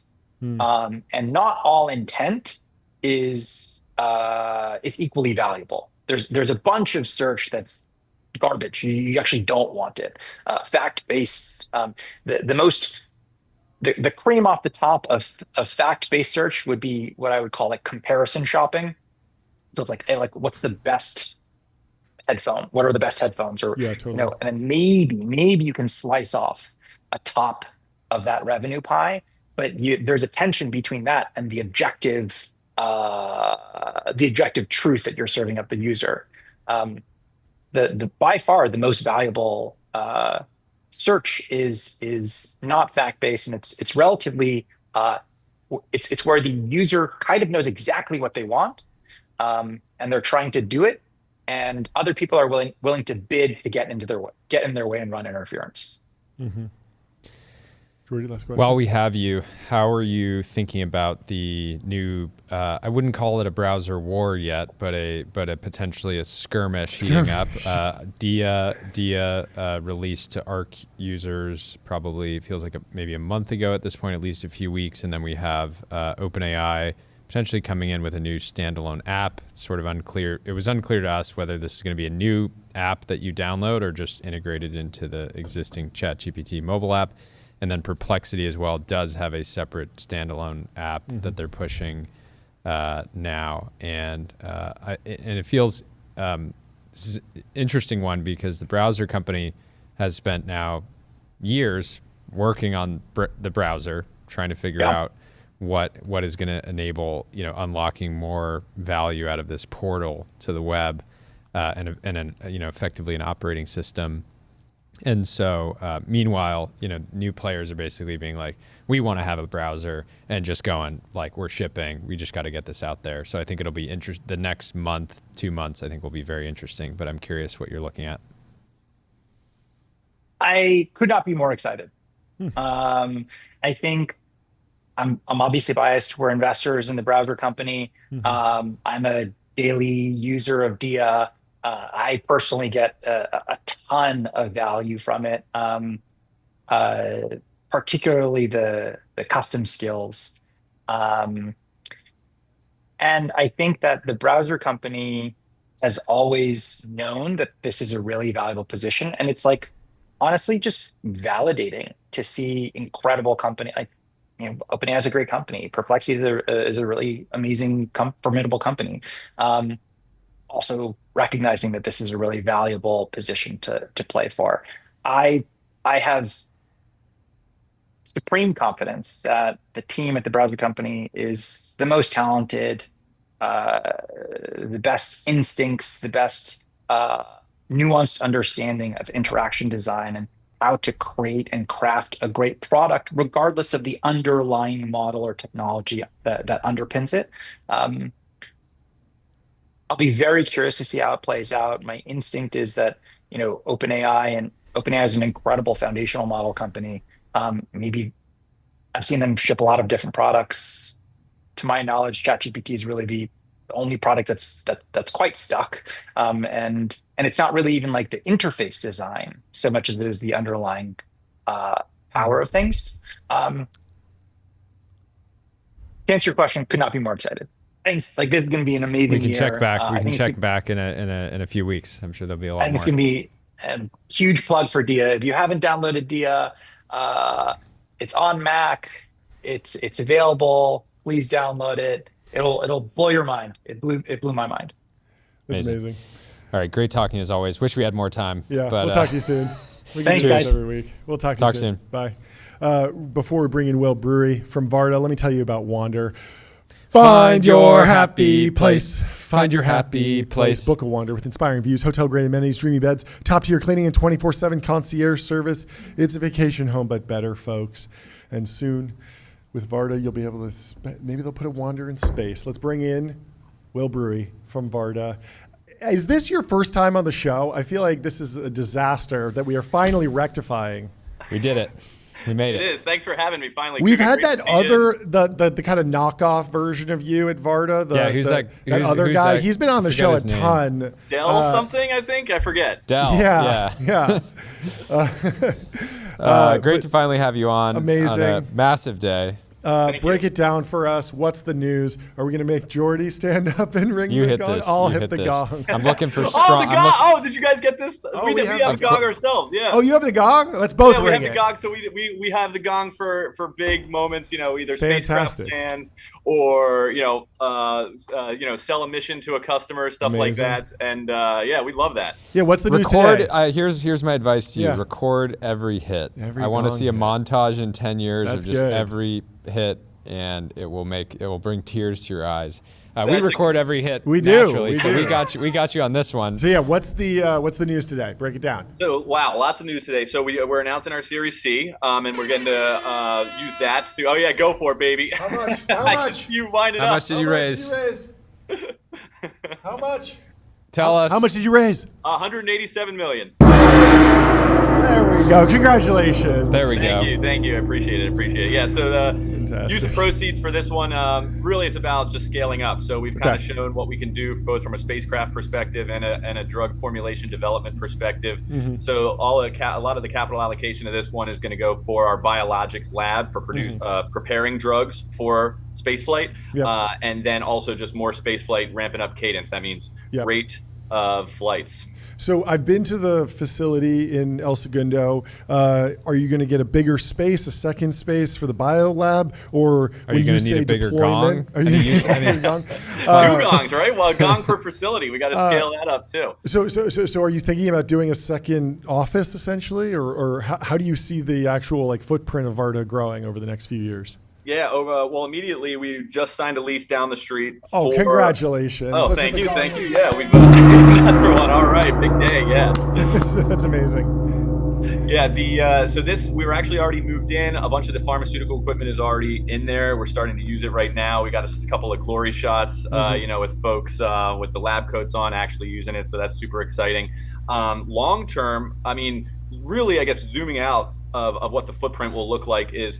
Think about a formulation development company that really just provides a gravity off switch to the pharmaceutical industry. So we go to space, but not really because we want to per se, but because you can create new drug formulations when you turn off gravity, and you just can't turn it off on Earth. That's Einstein's principle of equivalence.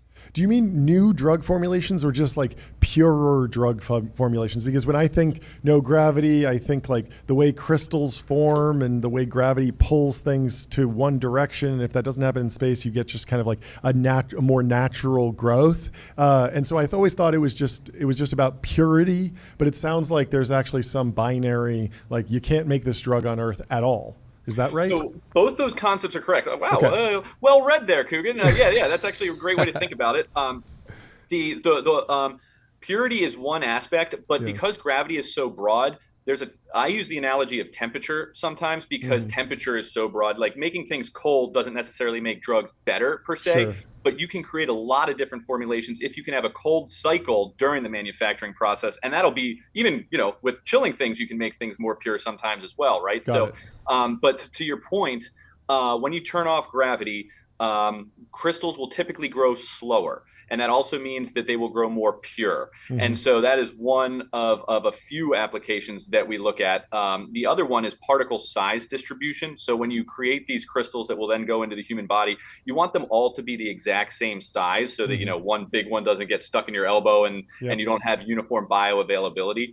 So the particle size distribution is also affected by gravity. So that's a whole separate thing compared to purity, which is another rationale for going to space. So really the gravity knob is very broad, and there's kind of these verticals of science of how we can improve the drug formulation. And to your point again, as far as like what I mean by drug formulation is going from molecule to medicine, right? So is it a pill? Is it inhalable? Mm-hmm. Is it an IV bag? Is it a shot? The company or a pharmaceutical company does a trade study to determine which of those is the best for the patient, given the disease, given the manufacturing costs. But ultimately, all of that is limited to what the chemistry can actually do, right? Nobody wants to take a needle to the arm. They only do it because they can't deliver that molecule via a pill or something like that. And so by opening up the chemistry outcomes by going to microgravity, we can also open up the formulation outcomes and therefore give better patient experiences. Yeah, so I mean, I imagine that this is such an ambitious project that is still kind of R&D phase with a lot of the bio stuff. It's not, I mean, when I think about the manufacturing capacity of like GLP-1s, like they're probably making that thing in like vats the size of like, you know, what they brew Bud Light in at this point. Or they got a bunch of the lizards. Yeah. It's probably massive. The Gila monster. But walk me through how we scale this up. I understand launch costs falling. I understand you put up a capsule you're doing it like every quarter now. It's going to be every month. Then it'll be multiple times per day. Like that capability seems clear. But how much drug can you make on a single capsule? Yeah, great question. So this is actually a lot of fun because we can imagine how BARDA will go from what's real today to making tomorrow's reality. Yeah. And so to answer your question immediately, about 20 kilograms on a per capsule basis now today. Of course, you know, we want to scale up everything, and that's one of them, but that's how much we can do today, which is actually quite a lot. Yeah, that seems significant. If you just think about like you go to the doctor and the doctor gives you like a thing of pills, that's like not 1 kilo. So you're probably talking about like, I mean, unless you know, you're having more fun than being prescribed. But for most drugs, I feel like 20 kilos is probably enough for like 100 people for a year or something like that. So you're actually in like $100,000. I'm seeing the numbers kind of start to math out already. Correct.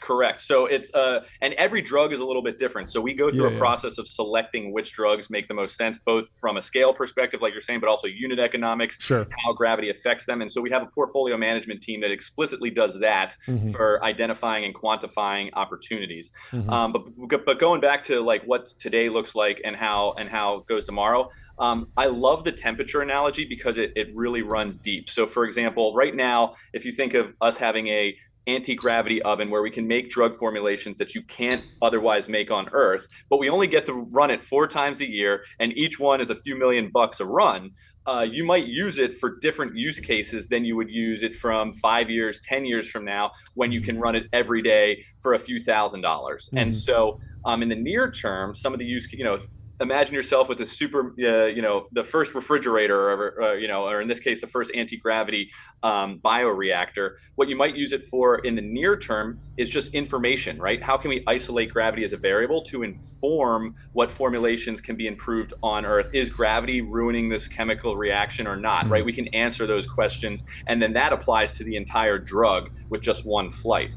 Or in the very near term, we also want to do polymorph seed crystals. And so what that means is we go to microgravity, we go to space, but just to develop the seed crystals, and once those seed crystals are developed, we can then use them to grow more drug crystals on the ground. So we're only going for the nucleation event, and that's kind of like a sourdough bread mother business model. That makes sense, right? You have the mother of the sourdough bread, and then you can cut it a bunch and then regrow it and stuff like that. So that makes a lot of sense when we're still scaling up the use of our anti-gravity machine, if you will. And then long term, when we're on the daily basis, then it totally makes sense to manufacture every single dose in microgravity, and then that's when certain use cases come online as well. So kind of that's how it progresses over time. Yeah. How's the geopolitical landscape evolving for you? We saw some of flights come down in Australia. As red-blooded Americans, it pained me to see them take a slice of the catch market. Are we getting these coming down in America anytime soon? Is it what's the progress there? Yeah, absolutely. So long term, we want to have reentry sites all over the globe, right? Sure.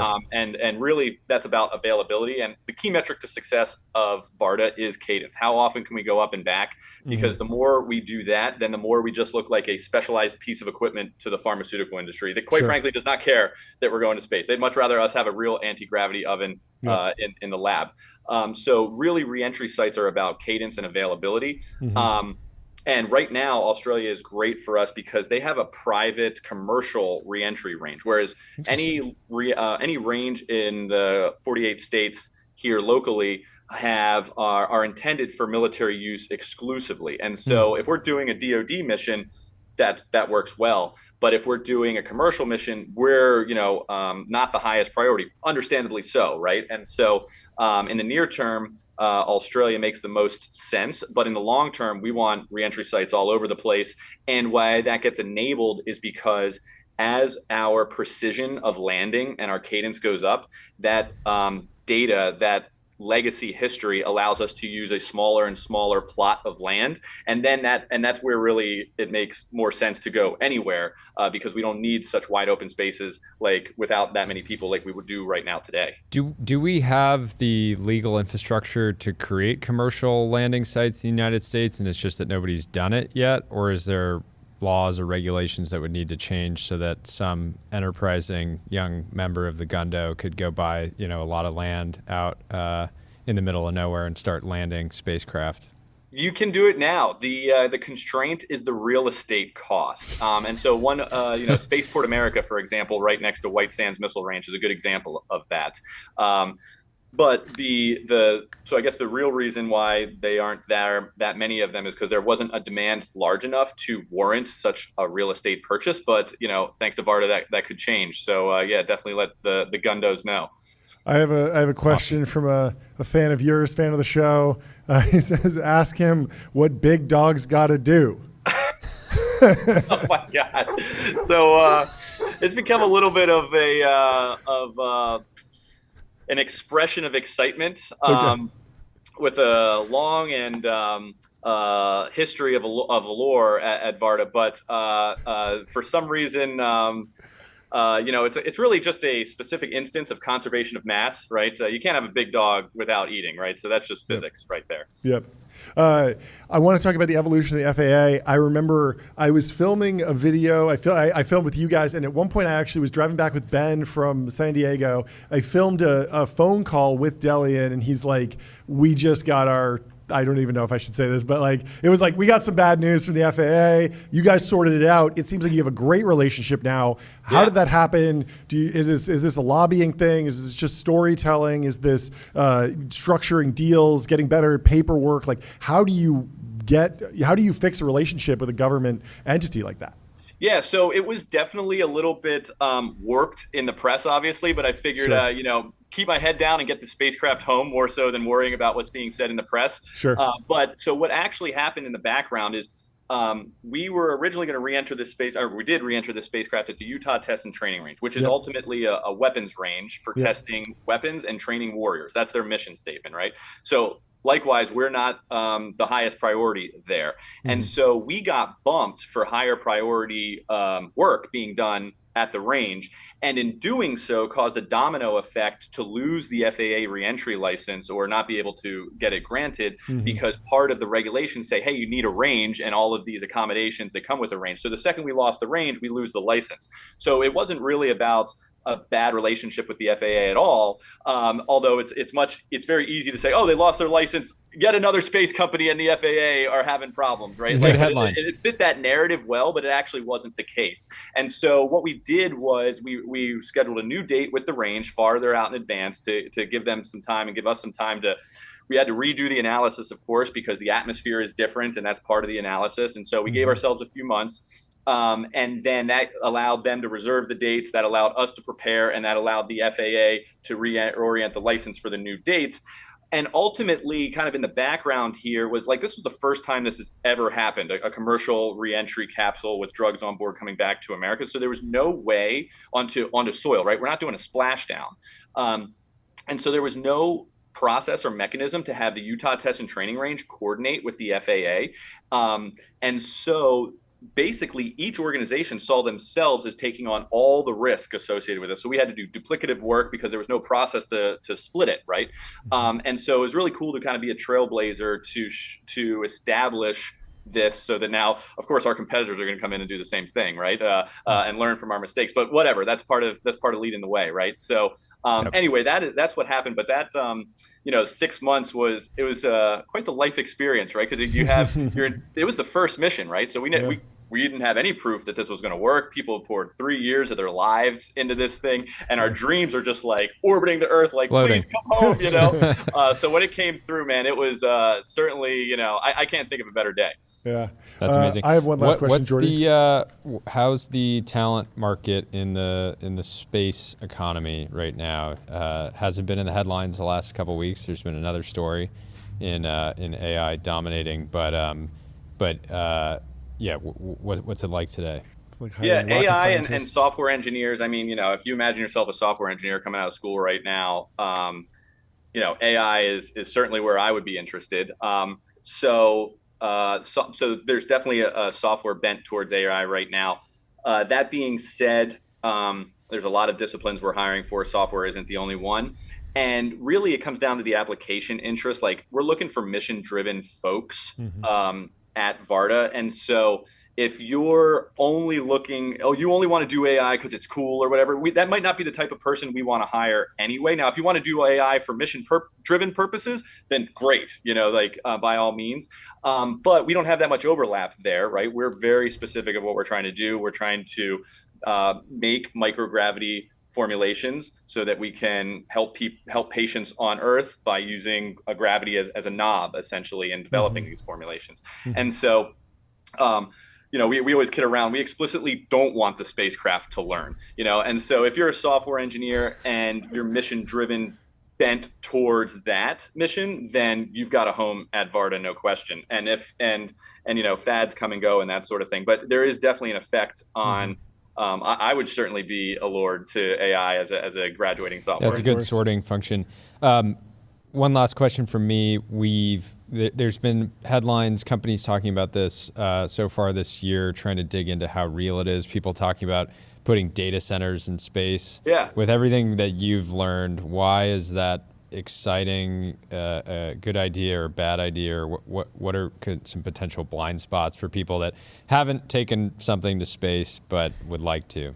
So it all comes down to the why, right? Why are we putting data centers in space? It's not are data centers in space in and of themselves a good idea, but what's the why? So the why is the only why that resonates with me is latency, right? Because if you want to do compute power, space is not the place to put a data center if you just want a data center, right? I'd much rather have convection, right? That's a great heat or a great way to get rid of heat. Sure. And have it be able to be serviceable on Earth and all that sort of thing. So, but there is one use case that comes to mind where I think data centers in space make sense, and that's only for very low latency use cases. So for example, right now, if you want to use Starlink and you're transmitting a signal to Starlink, it goes from the ground to Starlink, to another Starlink satellite, to the ground, then to the data server and back, right? So you can cut that trip in half if you put the compute in the sky. Sure. Now, that compute is way, way, way more expensive. But if your value prop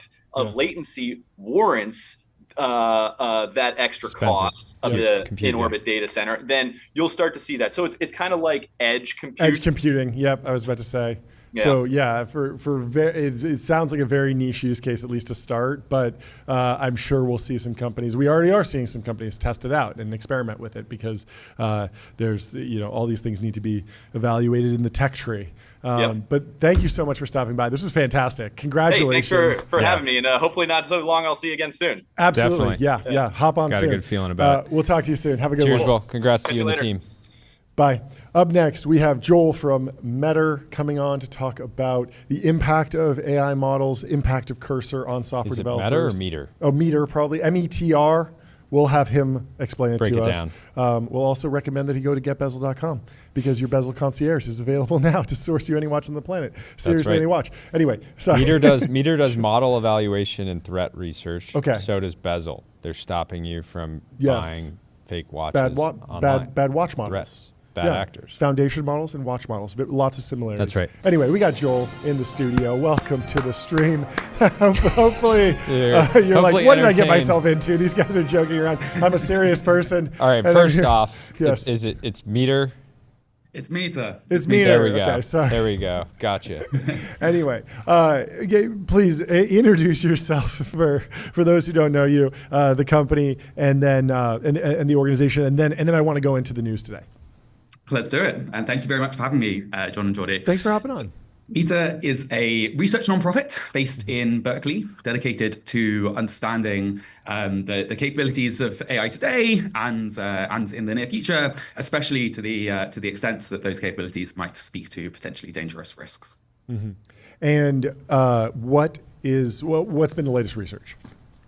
Yeah, so here's what we've been working on. I'll start with why we've been working on it. Yeah, please. We've seen, from previous Meter research, but I'm sure you also see from your own usage in the wild, AIs are clearly becoming increasingly capable. Mm-hmm. One thing that governments and labs and us here at Meter as well worry about is the possibility, timing, and nature of AI R&D self-recursion. That is the possibility that that model capabilities get better very, very rapidly because the AIs themselves are contributing to AI R&D research. Yep. We at Meter want to be providing the highest quality evidence that we can that speaks to the degree to which AI R&D might today or might soon be accelerated in the wild. Sure. So that governments, labs, decision makers might be better informed and so make better decisions about what's going on. In this study, we run an RCT with extremely experienced open source developers working on these very long-lived, large projects, 1 million lines of code, 23,000 stars on GitHub. For those of you who are familiar, I'm thinking Hugging Face Transformers, the Haskell compiler, scikit-learn, this sort of thing. Yeah. We randomize their issues to allow or disallow the usage of AI, where allow means typically using Cursor and 3.5 or 3.7 Sonnet at the time. And then we measure both their expectations and developer expectations about how much they might be sped up by being allowed to use AI versus being disallowed. And then, the reality. The short version is we find that the developers ahead of time are estimating they'll be sped up by 24%. After the study is completed, they estimate that they were sped up in the past by 20%.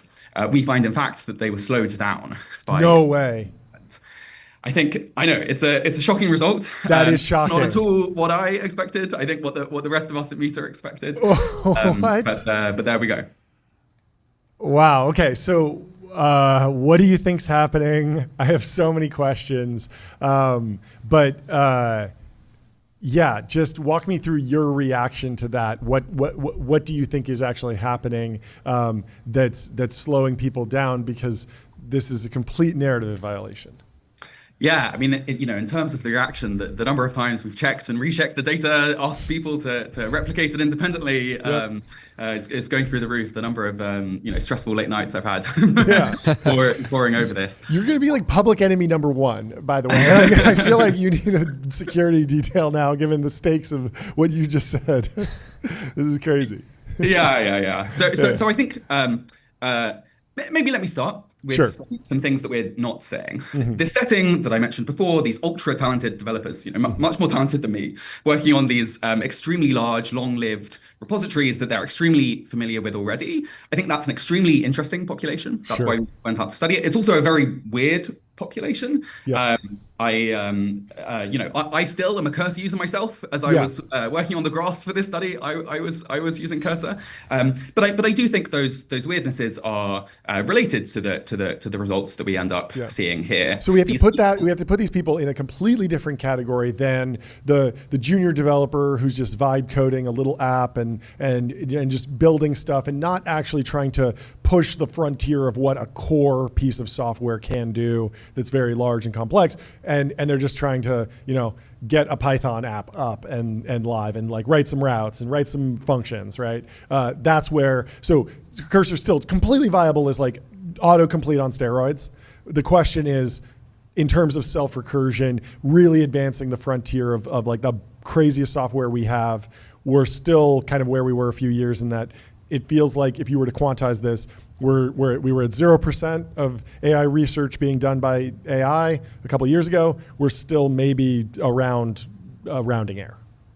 Yeah, I mean, I will say that AR&D research, I think, does not all look like this setting. Perhaps there are some, large inference code bases with very experts people, and I totally agree with your interpretation that this is evidence against today those kinds of settings being sped up. On the other hand, we might think, there are some people writing training scripts for their AI models just once off, and then they throw them away. And in a way, that's kind of similar to what you described. Maybe they're seeing large speed up, just like the greenfield projects that you mentioned. Yeah. And so, I mean, this is not overall like a really cold glass of water on AI broadly, because this still means that it's an incredibly valuable technology in a bunch of different ways. It's just that we're not seeing like early evidence of some sort of self-recursion fast takeoff scenario, which is great. Probably the good outcome. A lot of the fast takeoff scenarios are dependent on AI becoming good enough to write so AI. good at doing AI research that and then copy and pasting itself a trillion times, and that's what creates speed of development that humans today can't necessarily even comprehend.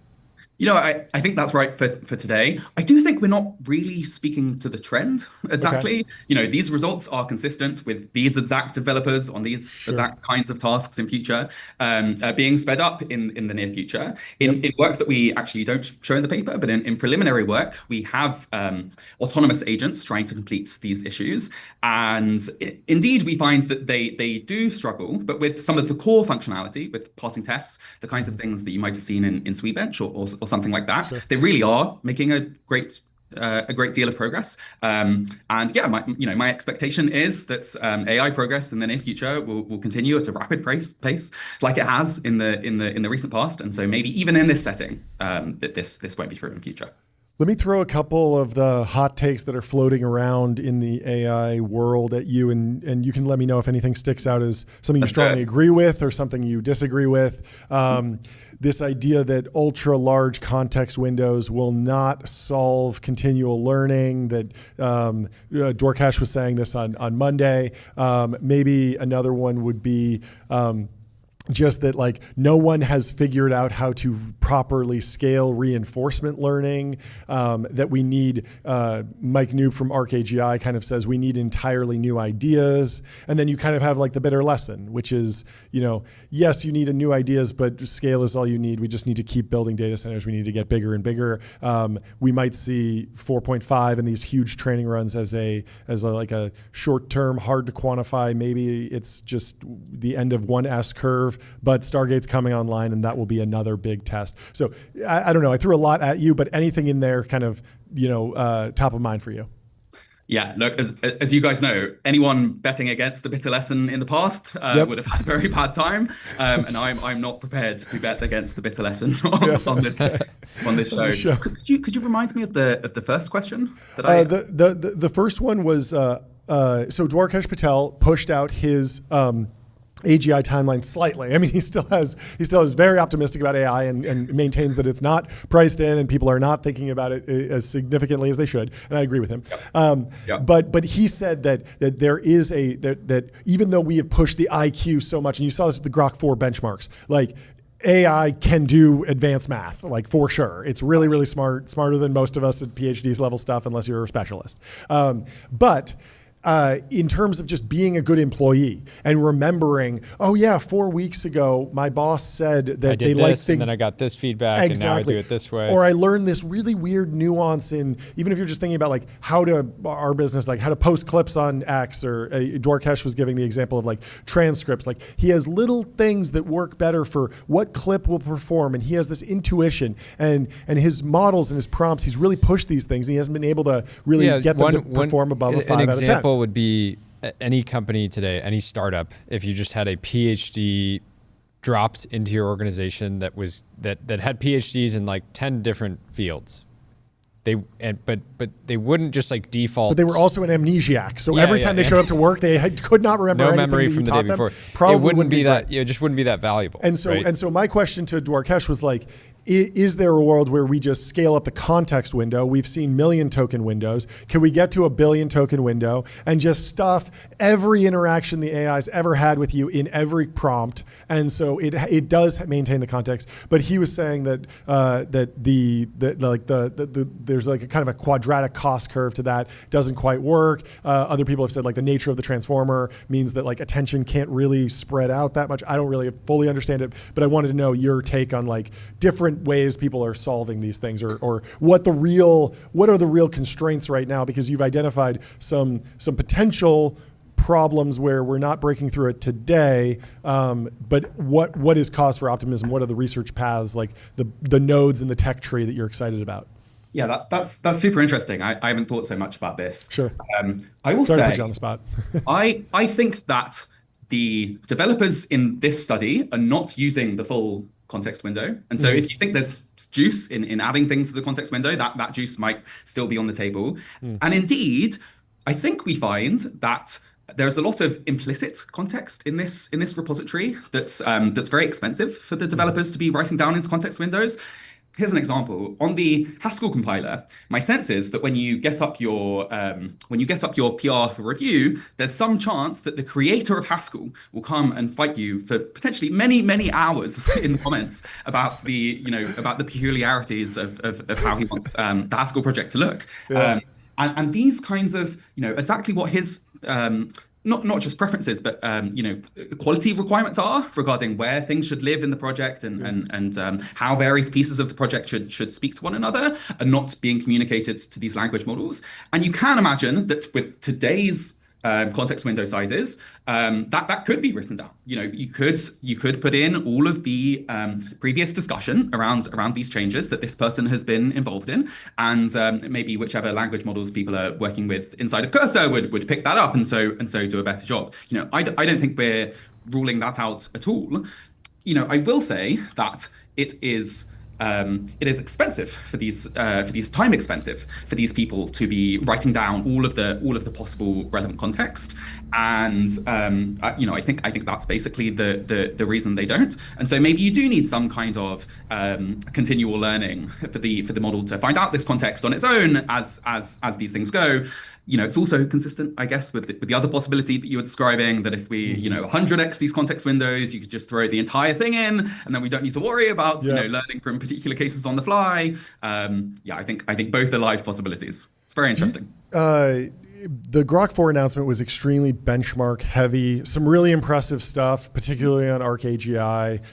Twice similar to the a result. Tesla. It's like it's faster than every car. Does that mean it's going to solve everything? Does it mean that it's better? One? Does it mean that it's better? Yeah. And so based on this feels like almost a new benchmark, this double-blinded trial. It feels almost like a FDA trial or something. Do you think this could turn into a real benchmark? Do you think we need new benchmarks? Do you think we need new ways of thinking about the progress of AI generally? We've talked about just measure the revenue at this point. That's the economic value that's being created. But there's a lot of tricky stuff you can do with revenue, and sometimes revenue is like test revenue. I'm testing this $100 million product. So what's your thinking on the state of benchmarking, where we should go, where some of your research might plug into that? Totally. I think one motivation we had in running this study comes out of this observation that the time it takes to create benchmarks is almost becoming longer than the time it takes for those benchmarks to saturate. It's difficult to find signal in many of these benchmarks, even testing these extremely challenging, PhD level questions that you guys spoke about. And perhaps there's more signal in these kind of RCT, FDA controlled trial style measurements. Similarly, another thing that people proposed for measuring AI progress is using researcher self-reports about the degree to which they're being sped up. They think their work will go 2 times faster if they use AI versus not use AI. I think our study is potentially strong evidence that these self-reports need not be reliable.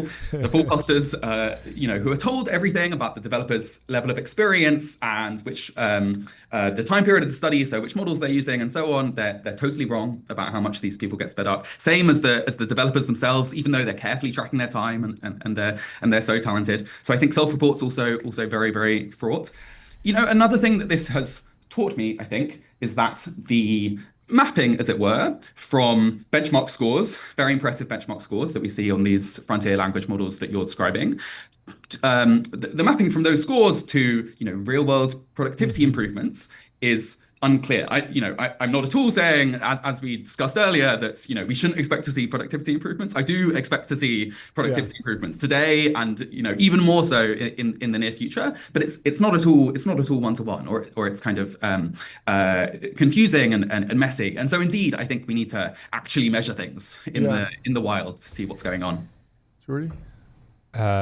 Switching gears a little bit, unless you have a follow-up. Yeah, I just wanted to kind of zoom out on that and ask about like your broad take on the measurability of technological progress, because like the internet, the computer, like such dramatic transformations of society. You see it in all sorts of data, but it didn't fully show up in productivity statistics. You have all those questions about like what happened in 1979, and everyone has their own example, their own reasoning for that.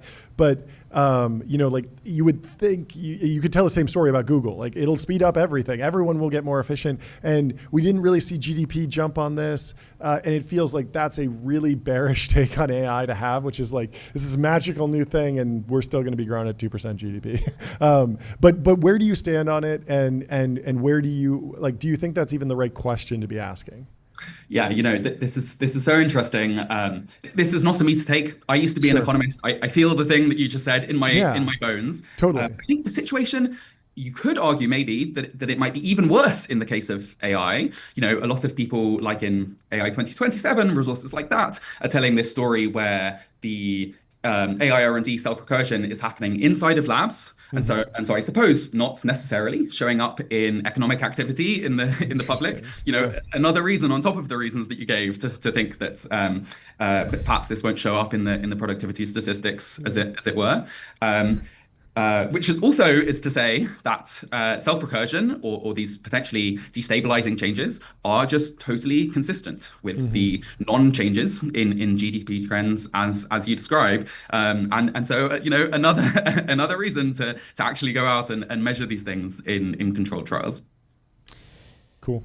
Jordan, please. Quick question around the threat landscape. There's been a few stories this week. One was a story about ChatGPT not following instruction. Like the headline was that like the AI was rebelling against the researchers, and then if you like double clicked into the story, it was just like it had given specific instructions like don't follow any further instructions. So it was kind of a nothing burger in the end.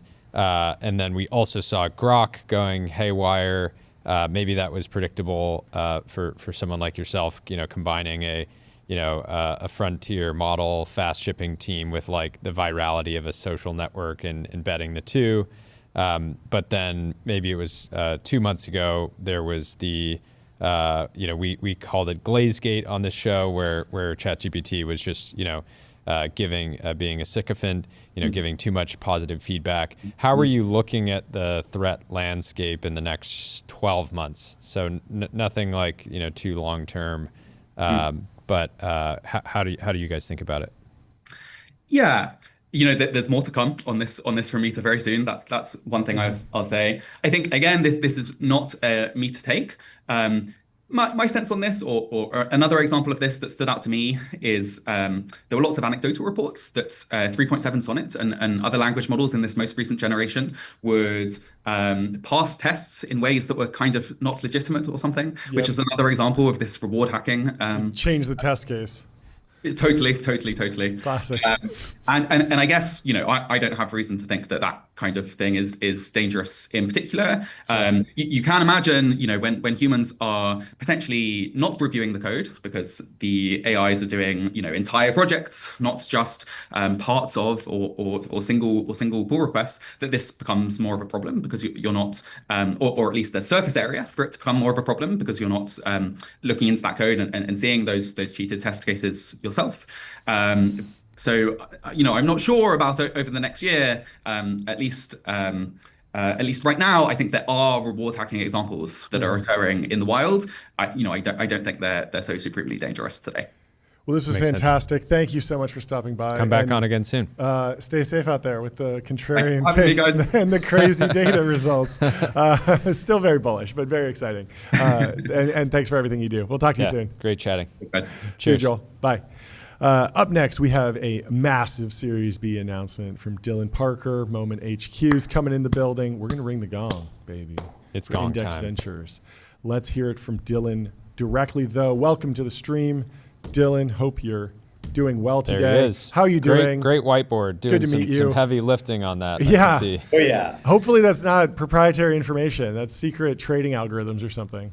No. Nothing too interesting. But Okay, thanks for having me on. Yeah, thanks for Great to stopping meet by. you. Kick us off with the intro on yourself, the company, and then I want to hear about the announcement.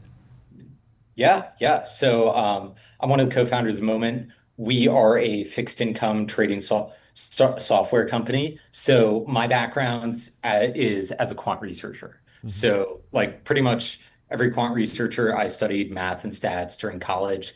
That's where I met my co-founders, Dean and Amr. And then after college, Dean and I both joined Citadel Securities.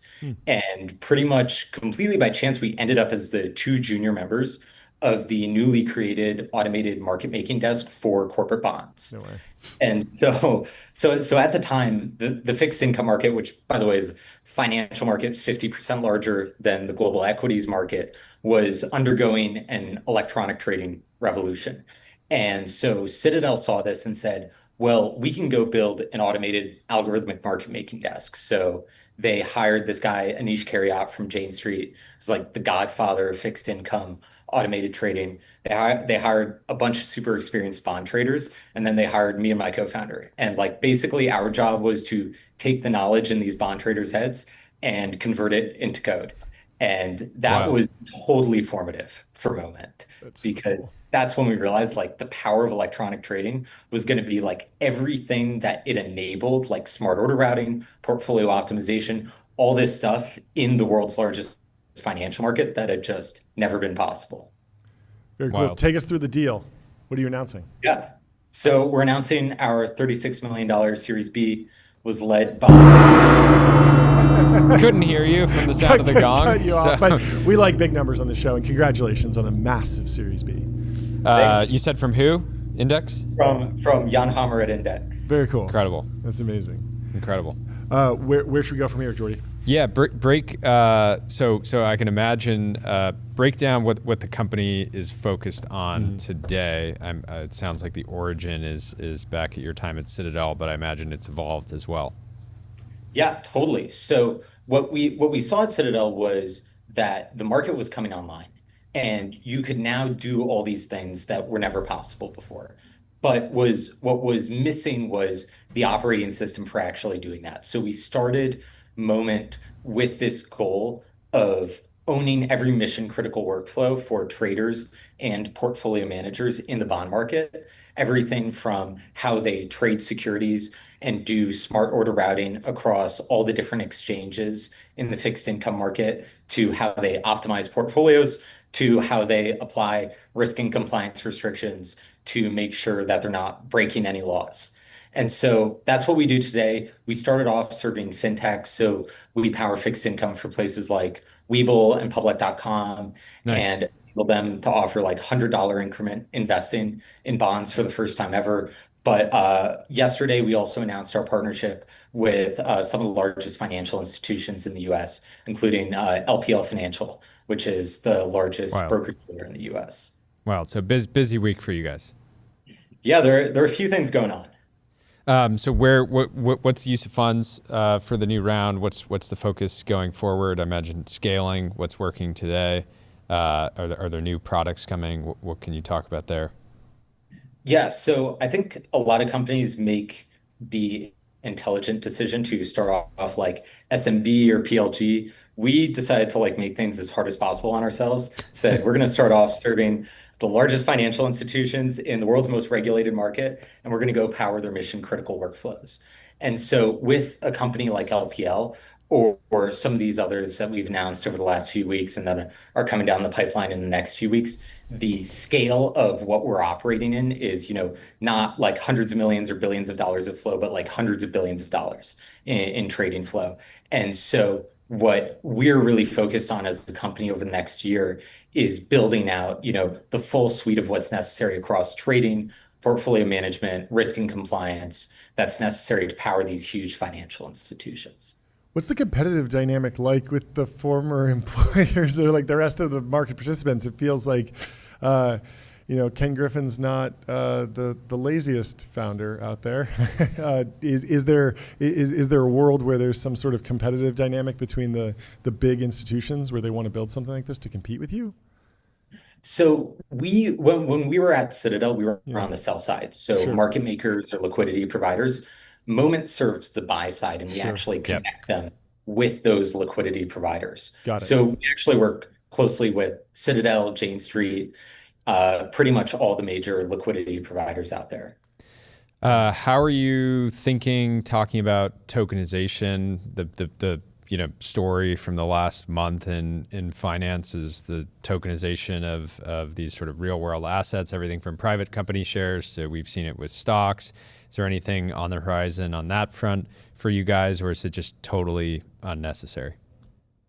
I think there's a huge opportunity, but if you look at where the fixed income market today, we're just going from like trading over the phone to going on an online platform to trade. And so there's a lot still to do to get people to the point where it's even possible to think about stuff like that. Yeah. Can you walk me through like I imagine that fixed income follows like a power law as well, where like government debt and Apple corporate bonds are way more liquid, way more automated than, some like public company, but they're like junk bonds and you kind of got to hunt around for someone to buy and sell them. And then you have like venture debt, which basically I believe like never trades. I don't know, but walk me through, like, it feels like we are probably bringing more and more of those like sub asset classes like into more liquid, more just more automated markets. But give me a state of the union on like how the fixed income market is actually like split up. So you're totally right. There's government bonds, there's highly liquid corporate bonds, and then there's a long tail of corporate and municipal bonds that are really, really illiquid. And just as a point of comparison that I think illustrates the size and scale of the fixed income market, there are 4,000 listed US equities and there are 4 million bonds. And so doing anything in the fixed income market is pretty much 1,000 times more complicated than doing it in the equities market. Yeah. What about how does break down? So 4 million public equity. Walk me through how the 4 millionth bond. How does that actually trade right now? Like, is it just steak dinner? What is the ultimate like makeup of? Do certain companies account for? Break down like kind of how that 4 million is split up. Yeah, so there's a universe of, say, 500 US treasuries that are super, super liquid, and they trade like similarly to the most liquid stocks out there. Sure. And then on the other side, you have a really, really meaningful long tail that makes up the vast majority, actually, of the entire market share, where you have bonds that haven't traded in 2 years or 10 years. Yeah. And so one of the really hard parts about fixed income, one thing that I worked on as a quant researcher is like, you have this bond that hasn't traded in 3 years. How do you optimize a portfolio around that? How do you even figure out what the price of that bond is? Yeah. And that's why doing stuff in the fixed income market is like the difference between equities and fixed income is like doing something on the surface of the earth and like doing something in space. Wow. Would be helpful to be a quant if you were going to build a company like this. yeah, you might need some math. Well, I mean, that's all I have. Do you have anything else? What are you guys hiring for right now? Yeah. Pretty much everything. We're hiring quants, we're hiring engineers, we're hiring go-to-market, marketing, operations, pretty much everything out there. Amazing. Awesome. All right, well, thank you for joining. Thanks Very for hopping exciting. by. I'm sure you'll be back on soon. We'll talk to you soon. Have a great one, Thanks Dylan. for having me. Talk to you soon. Cheers. Bye.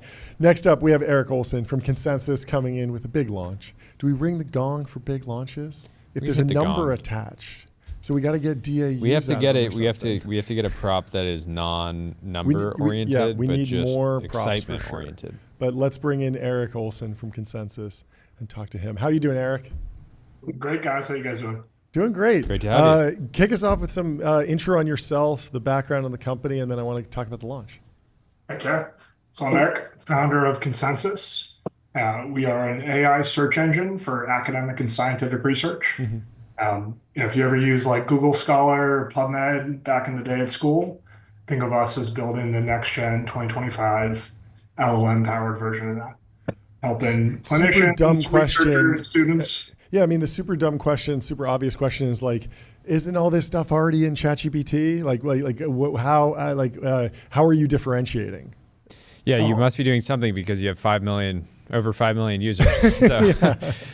Yeah, I mean, one of the best examples to like encapsulate why it's different is the fact that Google Scholar was the first vertical search product that really broke off of Google back 20 years ago. Interesting, yeah. Even when they were doing really nothing than just being a dedicated index for research papers. Yeah. Still hundreds of millions of people were going to that every month. Yeah. So the same thing is kind of true here. We're dedicated to a use case. We have a dedicated corpus we search over. We hopefully search over that corpus a lot more intelligently than a general purpose chatbot would. We do things differently in our interface to show you that information. Like we're much more citation forward, right? Like an experience where you can like really interrogate what's been returned in your search. Interesting. Using like the ChatGPT search, it's pretty much like an afterthought. It's there if you kind of want to dig into it, but it's not really what it's designed for. Yeah. Everything about it, from the way it searches, the way it shows to you, and the features built on top of it, all dedicated towards academic research. Walk me through some of the key technologies that enable better search. I'm thinking about like vector databases, even just like stuffing a better index in Redis or Postgres, or doing more indexing on top of these documents, doing like, transformations on the underlying documents to get them into more basic formats. Like what's interesting, large context windows. There's so much that you could throw at this problem. What's actually working? Yeah, so lots of different things, many of the things that you're saying. So like number one, being dedicated to a document type just helps us. It helps us in the way that we can create our embeddings to search over. It also helps us in that ingestion process, kind of like you were saying, of like document transformation. We'll run little tiny LLMs over 200 million papers, add new like enriched metadata about them that we can then use in our search ranking and in our filtering. So think like, we'll pull out what is the design of the study or what is the sample size of the study. And we use that in search ranking and we use that in search filtering. And then on top of that, we're like the main intelligence of the search is learn to rank models. So people interact with the product, they save papers, they cite papers, they share papers. We learn from all of those interactions. We learn what matters most. We learn about all the attributes about a paper that matter in search ranking based on how people are interacting with it. So the simplest way to think of it is like, because we only have a certain use case people are using it for, we get to train our search models to try to think and act like a researcher would going through these papers. Jordy? What are the different data sources here? I'm assuming a lot of the stuff is public. I know some of I remember being in college, trying to find different studies or papers and like hitting paywalls. Yeah, a lot of them are locked down. There's the famous and crazy so I Aaron imagine Schwartz that story. you've done some deals to get access to data. What is the kind of that's a great question. The full body of work that's available?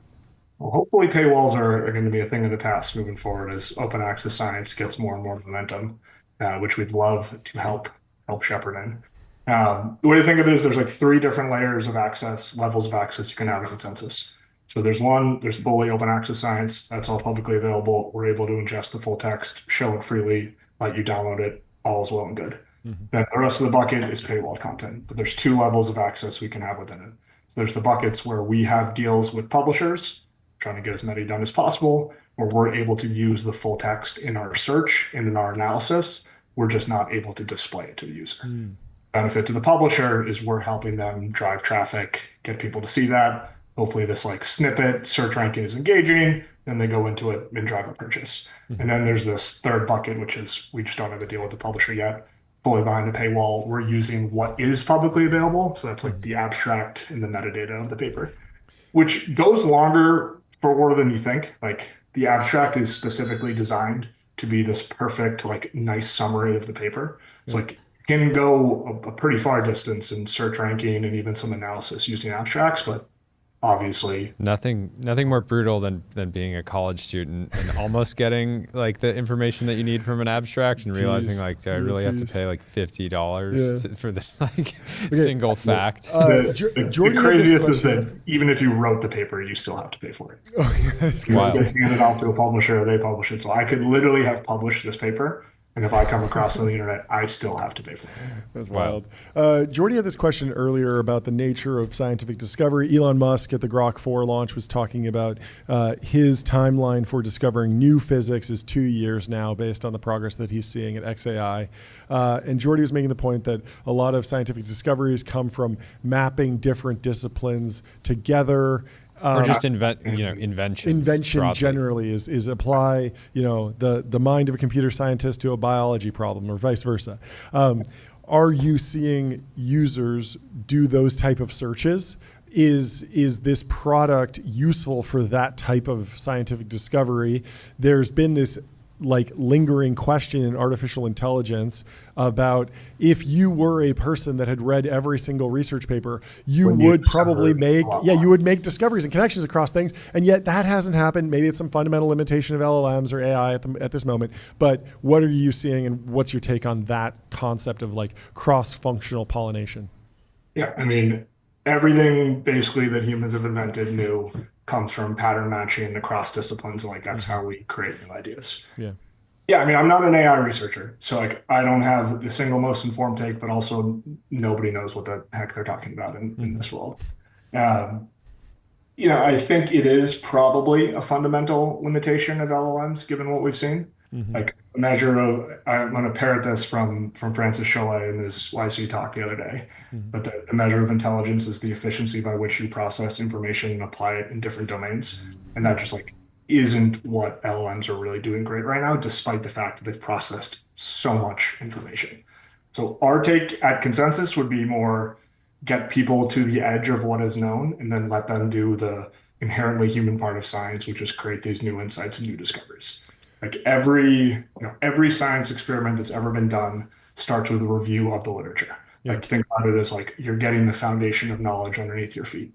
If we can, our goal at Consensus would be speed up that part as much as humanly possible and let us do the thing that humans are better at than machines right now, which is that pattern matching, which is that coming up with new ideas. And if we can make that loop move faster, like heck, that's a freaking valuable and powerful thing.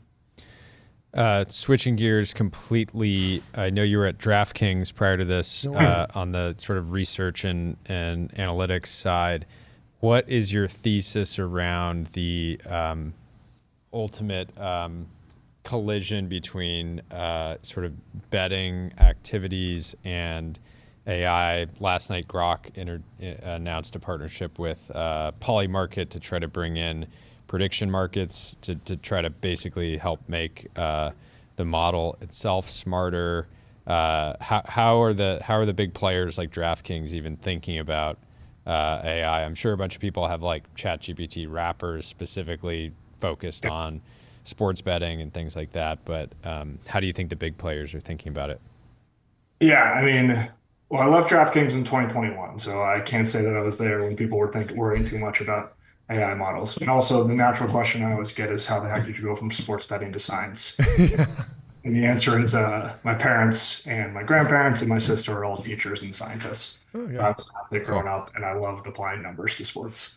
But I actually have something kind of interesting to say here. So my job at DraftKings was I was building models to find the professional gamblers on the site. So like you'd look at all previous betting history and demographic data and you try to make predictions on, is this person actually have an edge over the market? And I would have to imagine that with better and smarter and more powerful models, like people's ability to themselves have an edge on the market would increase in the short term. And then the markets obviously catch up and figure out how to bake all that in. And I mean, that is the beauty of markets, right? Like whatever technology the people have on the side of betting into a market, so does the provider who is putting up that market. And they get the information from the people they know that have the best models. So I think it's going to be an interesting cat and mouse game moving forward, as it's always been with sports betting, just instead of, Johnny Two Shoes in New York getting inside information about injuries. Now it's somebody with a super powerful AI algorithm that's predicting games above market. That's fascinating. I have to imagine that in the AI era, the insider knowledge about injuries is even more valuable. 100%. But to your point, you can probably detect that is the it. number one way to know if you need to limit somebody is if they are ahead of an injury, because it means they're somewhat connected. They're doing this sophisticated. They're on the inside. Yeah, that makes a ton of sense. Insider trading. That's fascinating. I didn't think about that in the context of sports betting. Well, thank you so much for stopping by. This is fantastic, and congratulations on the launch. Appreciate it. Check us out at consensus.app. Deep search launch today. Thanks, guys. Amazing. Awesome. We'll talk Cheers, to you Eric. soon. Thanks for coming on. Up next, our lightning round continues with Rita from Zero Entropy, a YC graduate doing automated retrieval and announcing a seed round of $4.1 million. So Seed round alert. Seed round alert. $4 million. That used to be a Series A a couple years ago. Now just keeps ticking up. Congratulations on the round. Rita, welcome. How you doing? Thank you so much. Super excited to be here. Thanks for joining. Introduce yourself. Introduce the company. How'd you get started? What do you do? Yeah, so I'm Rita. I'm one of the co-founders of Zero Entropy. A little bit about myself. So my background is in applied mathematics. I have 2 masters in the field, one from École Polytechnique, one from Berkeley. I guess I started more into the computer vision side of things, and then I discovered GPT-2 and GPT-3, and I was like, oh my God, this is huge. And I started thinking about, personal assistants and stateful AI systems. And I guess that's what led eventually to Zero Entropy and building retrieval systems and bringing context into LLMs. And so that's what we do. We build search for RAG and AI agents. Okay. It feels like a crowded space. I know a few founders that are working on RAG. There's also RAG implementations at the hyperscalers and the clouds. How are you differentiating? What's the key insight? What's the pitch to companies to come over and use your service as opposed to the other options out there for retrieval? Yeah, absolutely. I think it's about having the right abstraction. So we solely focus on the retrieval side. We don't do the entire RAG end-to-end because we believe that developers need to have their own prompts into generating the answer. They need to use Zero Entropy as a search tool for their own AI agents. We're also developing our own models. So we just released a re-ranker yesterday, which was pretty exciting. And I guess the winning solution needs to be extremely accurate, but also extremely fast and just be production ready and easy to implement for various use cases. What's your take on benchmarks currently? It feels like solving a really hard math problem and retrieving the right document at the right time are somewhat unrelated. And so how do you evaluate if your system's getting better? Yeah, that's a great question. Actually, the evaluation side of things is very messy. Almost everyone that I talk to, they basically rely on manual inspection to make sure that their retrieval is working correctly. So we've been looking into the evaluation side a lot. Actually, the very first thing that we did is release our own benchmark that was on legal documents, and that really evaluated just the retrieval step of RAG, meaning from a question, was I able to pull all of the documents and only the documents that I needed? Because the problem is that if you feed your LM too many tokens that it doesn't need, it's just going to hallucinate. So the precision and the recall side of things are extremely important. And we're rolling out our own evaluation solution in the next few weeks that we've been using internally so far.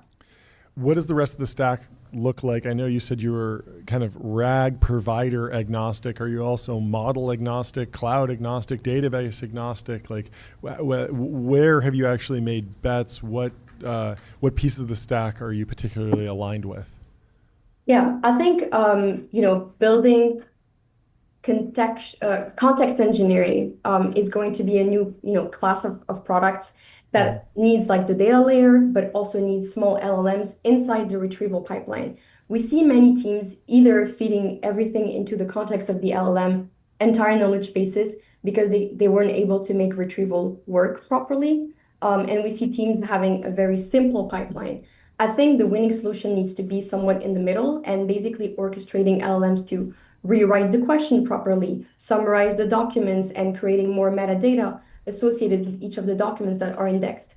And so that's what we're doing and building this solution that works really well and almost gets to the precision and the accuracy of a large LLM while still being pretty fast and pretty optimized. What's the appetite been like for this product in the enterprise versus new companies that are building new AI products from scratch? It feels like they might be just the AI agent infrastructure companies. There's a lot of them, and it feels like they're selling to a new crop of companies, and that's where the revenue is accelerating most aggressively. But what are you seeing in the market? Yeah, I think the adoption for products like this usually comes from like bottom-up type of approach, where developers are experimenting with new approaches and new techniques, and then larger enterprises catch up. So that's what we've been seeing. In terms of experimenting with models, I think large enterprises also do that pretty easily. So for things like the re-ranker that we just released, there's also appetite from larger companies in integrating that into their current systems. Is there a case study that you have your eye on amongst the big tech companies? Like we think that our software could improve Netflix or YouTube recommendations or something. Like if the deals could just magically happen, where's the lowest hanging fruit? Like for me, if I could do anything in AI, I would just get Whisper into Siri. And so when I dictate a text message, it's just perfect and it's much better than what they're currently using. What's on your wish list for, consumer tech company or big tech company that everyone knows and they're not taking advantage of something like this? Honestly, for me, it's Slack. I always struggle. I can never find anything on Slack. And something that we've been doing is annotating our own conversations, like appending keywords to our own threads to be able to find information. But we have a lot of our internal research and a lot of things going on Slack, and we find it pretty difficult to find the right stuff. So I think companies like that could benefit, and it would provide a much better user experience if you could, just magically find all of the information that you have in there.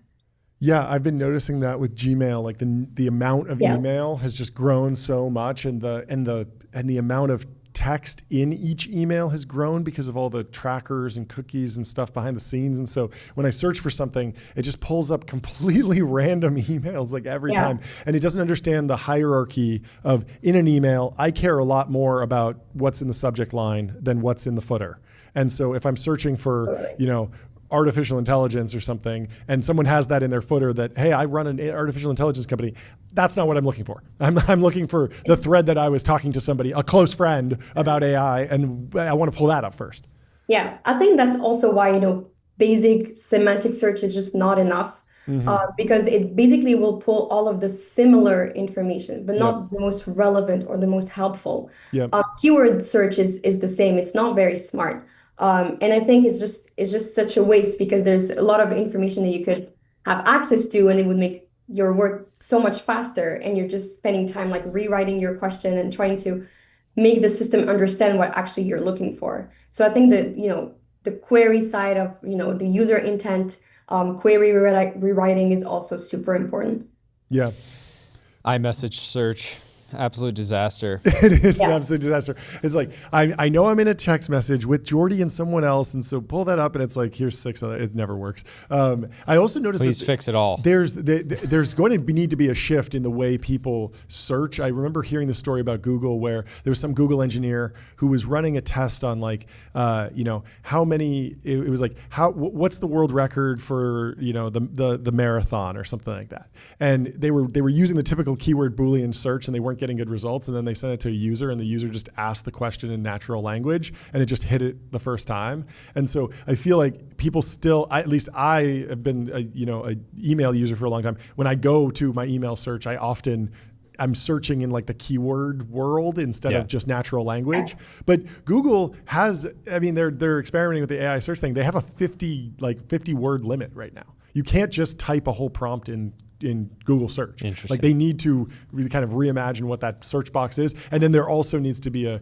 consumer change in how consumers interact with that particular UI element, basically. But thank you so much for stopping by. Congratulations on the round, and good luck to you. Thank you, guys. We will talk to you soon. See you soon. Have a good one. Bye. Up next, we have Elliot Hirschberg from Amplify Partners coming in the studio.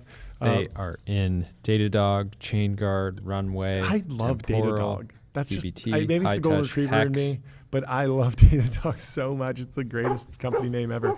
Right up there with 8sleep. 8sleep.com. Get a Pod 5 Ultra. I'm back on my game. I'm still behind where I was relative to a month ago, but back up into the 75 range. I'm going for 90 tonight. Good luck. Good luck. They're calling the Pod 5 the first fully immersive sleep system that works with any bed. Pod 5 actively adjusts your temperature, elevates your body, and plays integrated soundscapes to improve your sleep. I have some new copy today. Simply too good. Welcome to the stream, Elliot. Hopefully you're here. How are you doing? What's going on? Hey, what's going on, guys? It's a pleasure to be here. Thanks so much, and I love the suit. You are dressed fantastically. Sign of great respect in our culture. There was like a period where people would actually sort of match the vibes and have the suit for the Technology Brothers, and I feel like it's dropped off. So I want to bring it back. I appreciate it. I appreciate it. We You're don't in the enforce boardroom. it It is. I'm glad to be here. Yeah, it looks great. Yeah, proper uniform. I wanted to get a State of the Union from you on a few things, but why don't you just kick us off with an introduction on you? Yeah, for sure. My name's Elliot Hirschberg. I started my career as a experimental biologist. So I was in the lab trying to make new treatments for cancer. Got super frustrated, decided to retrain as a computer scientist. So I became a computational biologist and was obsessed with that as sort of a practitioner for about a decade.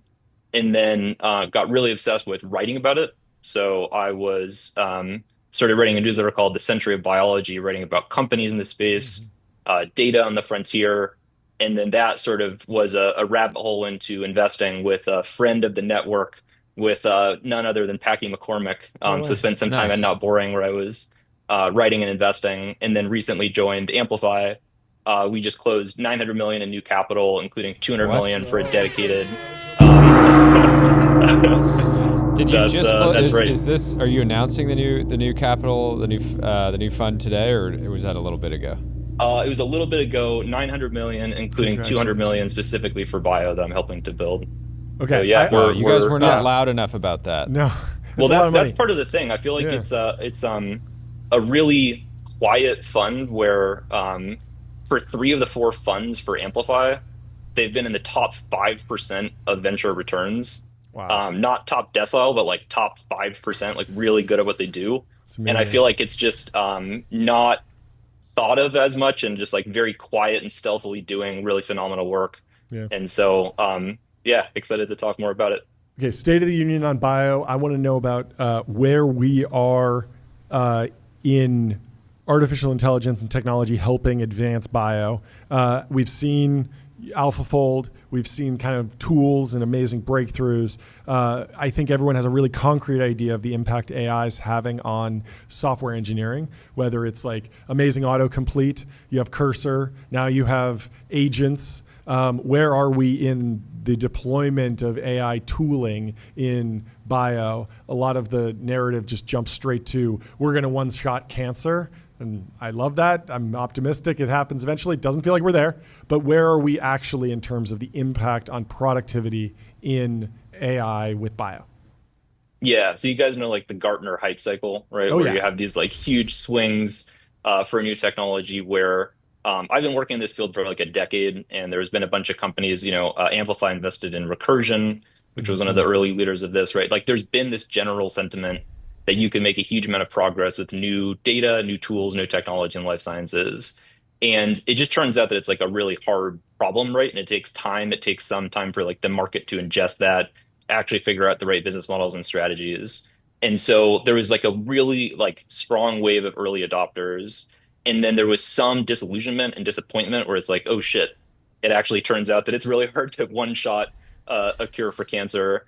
And then, as that sort of happened, there was just a bunch of breakthroughs in the technology, right? Mm-hmm. So it became consensus that this is making a huge impact on hard problems in biology, where we had the Nobel Prize for AlphaFold, right? So like a Nobel Prize going to an AI lab to Demis in part to David Baker at the University of Washington, because it's actually starting to make real meaningful impacts on hard problems in biology. And so that's true for sort of molecular machine learning, where you're thinking about designing new molecules and proteins. There are virtual cell research, where you're trying to actually model how cells behave. And so you're seeing this sort of step change now, where like there are a couple sort of, actually faster than Moore's law curves DNA sequencing is decreasing in cost faster than Moore's law. And so you get this huge data tailwind plus the tailwinds in machine learning and modeling. People are actually starting to scale these models, and it's just like getting pretty impressive pretty fast. Where are we on new drug discovery companies that were targeting a single thing? We're going to build a drug to solve a problem versus we're going to start a company that's SaaS. It's tool. It's going to help with all different drug companies. What's working? What's more overhyped, underhyped? What's your take on like picks and shovels versus drugs, basically? Yeah. So like short answer is we do both. So you guys had Jake on the other day at Centivax, like absolutely insane founder, was one of the early computational immunologists at Stanford. And like, he's making a medicine that you just couldn't otherwise make without these technologies, right? Where it's like all these impacts within biotech and within modeling to make these just really incredible drugs you couldn't otherwise make. And so that's people just like making these singular things they're like really phenomenal. And like, there's also a real platform opportunity there for other things beyond the universal flu vaccine. And then I think like if we take like a little trip down like history lane and think about like how hard it was to actually sell software in the life sciences, one of the early companies in this space is Schrödinger, and they've been around for about 25 years. They're a molecular dynamics company, and it just took an extraordinary amount of time and effort to actually saturate and get people to adopt the technology and get people to pay for it. And you know, they're a phenomenal business. They're a public company. They're actually vertically integrating into making their own drugs. But the thing that we're hearing consistently, like from CEOs of top pharma companies, is just like there's huge demand for new infrastructure. People realize that this technology is here now and that they need to adopt it. They're hearing this from their shareholders. They're hearing this from the scientists at their companies. And so there's just a very different moment post AlphaFold and post even ChatGPT where like they're using it, their kids are using these models, and they're just like, oh, I really actually need to adopt this. And so I think opportunity for both like fundamentally new picks and shovels, where you sort of replace experiments with compute, and then also just fundamentally new drug products. Jordy, last question. No, I mean, I think we should have you back on as new news hits because, I think we'll do the TBPN bio drop-in. You know, I would love it. Yeah, I mean, it feels like there's. Within the traditional labs, bio has been used as like as almost like marketing, right? Yeah. Or even Elon yesterday saying like we're gonna discover new physics. Yeah. And I don't think that's obviously not where like a lot of the true innovation is happening. So let's make it a regular thing. Yeah, this is great. I mean, thank you so much. When you think about that, right? Like, there's just been a couple things. Like I had an investor who made a joke that like there's just a couple things that have consistently delivered venture returns, and that's like software and also drugs. And so like as far as the physical prediction goes for it being something that's super valuable, if you can make your inference be $1 billion drug product, that's a pretty good spot to be. We're excited about it. So see you guys soon. There's I forget who we had on when Trump had the executive order around drug prices. We talked to a few different people that were saying biotech has like on average been a terrible asset class. Yeah. And there's some amazing outliers. Weinberg, maybe? Yeah, like basically there's all these amazing outliers that do deliver returns, but if you just index the market, you were going to underperform dramatically. And underperform it venture feels like, specifically. Yeah, in the venture category, feels like this could be a massive shift where suddenly, you know, the next 5 years become the golden age of venture bio investing. So, great. I mean, there have been some massive companies before, right? So you have like breakouts like the Genentechs of the world, huge companies. There actually is. You guys should have Bruce Booth on, who's an OG biotech investor at Atlas Ventures. That'd be cool. He's done a bunch of analysis on the fact that like there's actually some interesting just return data for biotech versus tech, where it's like not as gloomy as you would think. But I think in general, like biotech's hurting right now. We want to make a world where it's actually like engineering, right? And that you're actually just getting these like really scalable, amazing medicines. And like, I think that's where we're headed. Incredible. Well, thank you for joining. Great to have you on. Yeah. Awesome. We'll Thanks, talk guys. to you soon. Have Cheers. a good one, Elliot. All right. Bye. See ya. And next up, we have Kareem from Ramp. The man himself. Coming in to talk about the launch. Ramp's new agent launch. Is he in the waiting room? We will bring in Kareem from Ramp to chat. Second time on the show. He hopped on at Hill and Valley. That's right. First time as a remote guest. Great to see you. How you doing, Kareem? Hello. Great to see you guys. Can you hear me okay?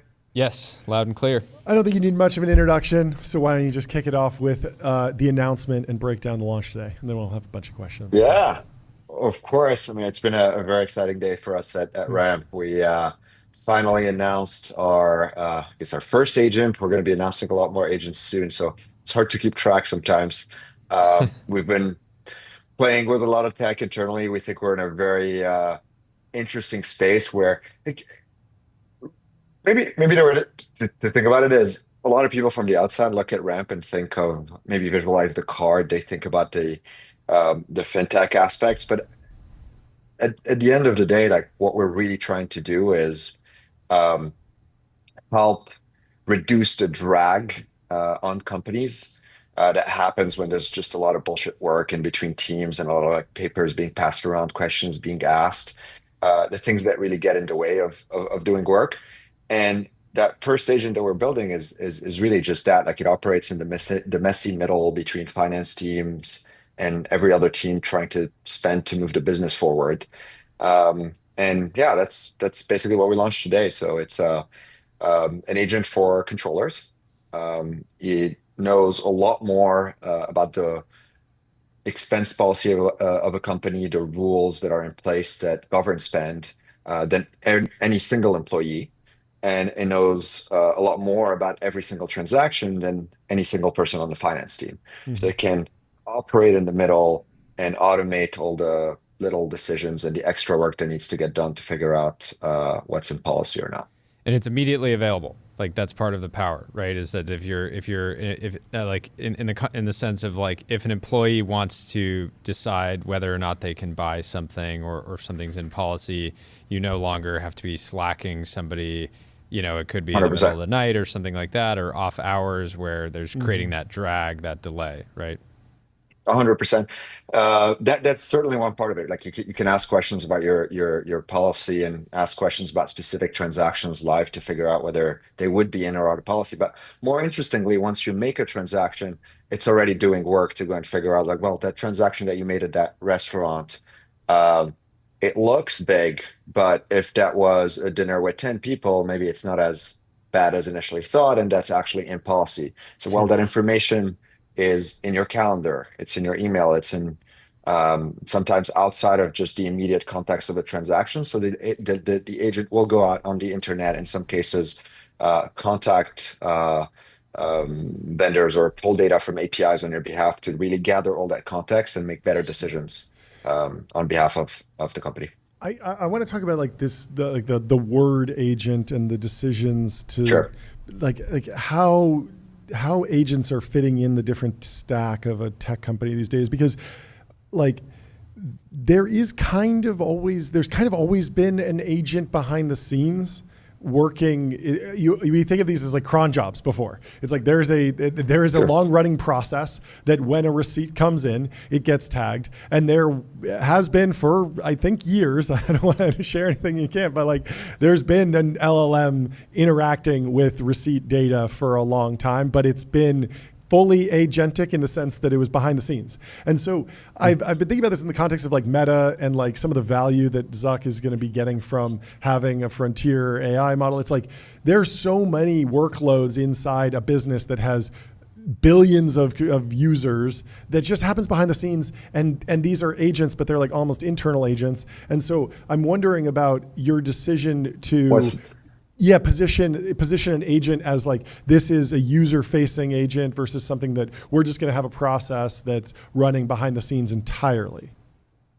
Well, there's a bit of a difference, right? Because when you think about these processes running behind the scenes, for the most part, like the code is pretty deterministic. The tools are the same. Mm-hmm. It's built for accuracy and auditability, and you have a high confidence. You can trace back the path that the old school agent, let's call it that, went through exactly. And in this case, like it's less deterministic. You give the agent a set of tools. You could tell the agent, or you can essentially give it access to, let's say, ability to call, ability to email, and it could be like, go figure out a way to get the receipt. That's what you know about the restaurant. And it will browse the web and figure out that that's the phone number of the restaurant, and then try to call the restaurant. And if that doesn't work, then it will try to email the restaurant until it achieves that goal of getting you the receipt, or it fails and you can then interact with it. In this case, like the instructions that we are giving the agent as we're building it are very high level. You're just giving it high level instruction and access to tools. And that's very different from like the old way of building these processes in which you had to be like very specific about all these paths. So it would take a lot longer to build these systems, to debug them, to update them, etc. We lost you. Your Zoom background is turning like a ghost. It's very funny. It's a super intelligence. I think you just need a little bit more light on your face. I actually lost power, but wait, you lost power? There we go. I'm back. Okay, there we go. That's wild. Much better. I want to talk to you about the data walls that are going up and some of the battles that are playing out in like the enterprise world, because when I read stories about companies that want to do like enterprise search, you can see that maybe Google doesn't want you to be taking, maybe they want that for themselves. Ramp's in a very different position, but at the same time, like there's just evolving policies about how friendly. This is a classic with like Amazon not sending the itemized receipts to Gmail because they just didn't want to give Google the data. But as a Ramp customer, I want the Amazon details pulled in via Gmail, via the Ramp integration. So talk to me about like, how's the broader trend playing out? And then how do you go to big companies and say, hey, like, work with us. Our clients want to be able to pull data from your service, and we're not going to build a delivery network, Amazon. So we're not a competitor for you. Yeah, no, for sure. I mean, most of the data that we need at the end of the day is like data that is quote unquote owned by our users, the businesses that are on Ramp, their employees. I think it's a little bit easier to operate in the B2B space because like those, I guess what governs who owns the data and whose data it is a lot clearer than in the a lot of consumer applications. So like in our case, it's like what data do we really need to know to, in the case of the agents that we just launched, to figure out whether something's in policy or not. It's metadata about the transaction, right? Like what's in the receipt at the end of the day, like stores all your receipt, that's your receipt, right? We get that information. You have information that we get through the networks, through Visa, the metadata about the geographical location of the transaction, maybe whether it was an in-person transaction or not. There's data that's in your inbox, in your email, which again, like that information is also owned by the company. We haven't really encountered a lot of pushback and challenges. I found most of the challenges in getting the data to be more like technical. How do you make sure you get it quickly, clean it up and get it accurately, as opposed to ones where there are third parties that are trying to make it harder and harder for us to access the data. We had kind of been in that in the previous company. that was kind of the story of the previous company. Yeah, of course. We had a lot of these problems. I mean, there were lots of funny moments at Paribus or previous companies where we were really building an agent for consumers to help them save money on their online shopping, right? And we're trying to log in on their behalf to Amazon accounts and Walmart accounts, etc. And of course, they'll put blocks, they'll put CAPTCHAs. And today, those CAPTCHAs seem like a joke. I think any half-recent version of ChatGPT or Claude is able to solve those CAPTCHAs very easily.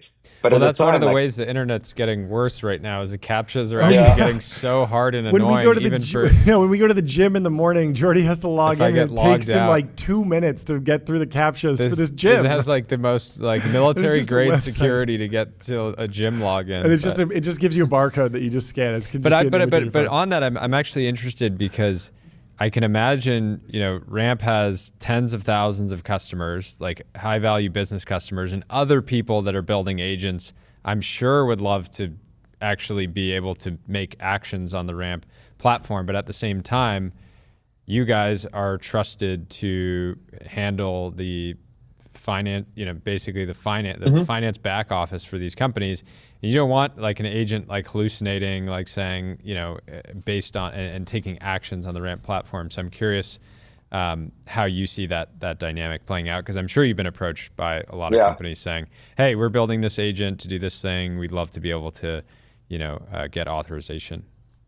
Of course. I mean, we're thinking through that a lot right now. I think there are good ways of exposing the right information to the right agent, as long as our customers are very aware of what they're exposing. And there are lots of interesting applications for us to work on. Like in the case of any large purchase at a company, there are multiple parties within that company that need to review it or approve. Like you want to review a certain vendor and look at their data protection policies. You want to look at the legal agreements. In some cases, you want to negotiate the price.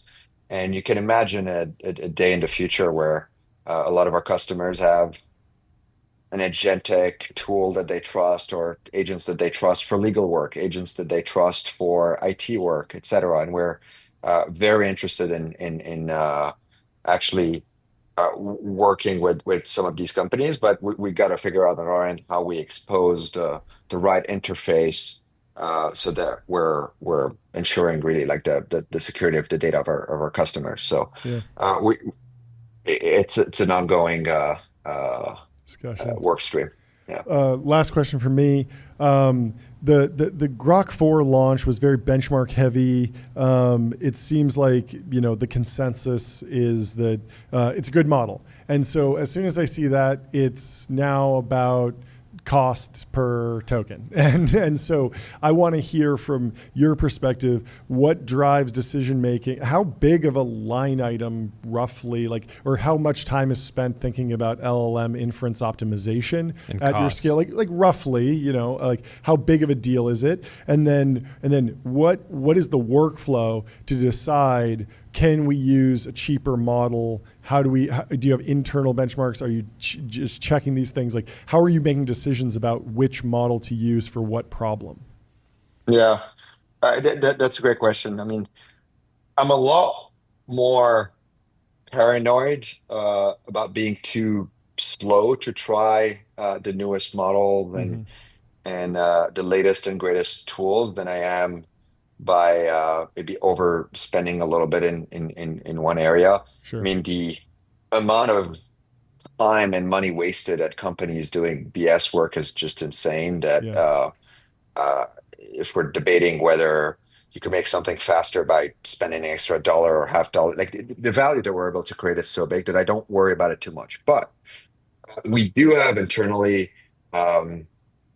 somewhat imprecise, like stack ranking of the different places where we need to make inference calls. And in some cases, they're very simple, high volume, kind of low risk, right? Like you're trying to normalize or clean up some like merchant data to figure out the appropriate spelling and maybe the right like photo to use. It's not the end of the world if it's not like perfect. We're doing it at high volume. It better be cheap. So we have a kind of stack ranking of like, this is something high volume where we need to be cheap. This is something that's low volume and high stakes where you need to be accurate. And we'll generally try the newest and greatest models in the places where we think will make the biggest difference. And over time, like we'll break up some workflows and some parts of it will become cheaper, more repeatable with smaller versions or cheaper versions of the model, and it will just evolve. I mean, I remember like micro optimizing every single thing on our AWS account back in 2014, right? Like it was a lot harder back then. Like, I think we also pride ourselves in being the time and money company. So we do care a lot about making sure that we don't waste our own money and our own time. But I would say that the TLDR is like our time and engineering time is the most valuable thing here. And I'm a lot more focused on that than anything else. Yeah, on the time issue, what do you think about the various latency trade-offs? I'm sure if an employee wants to know, is this in policy? And you hit O3 Pro and it waits 10 minutes, like they're probably just going to Slack their manager and ask them. But you're going to get a really accurate answer that's really detailed. And so how do you think about those trade-offs in latency? Yeah, I mean, it really depends on like where in the workflow are we making the inference call, right? Like if it's live in the interface and the user expects a quick answer, we'll be using some of the faster models. Sure. But the reality is like a lot of these agentic workflows that are being kicked off at Ramp like happen behind the scenes, Sure. right? Like you make a transaction, you maybe get a very quick question from Ramp's AI to gather a little bit more context. Like that's enough.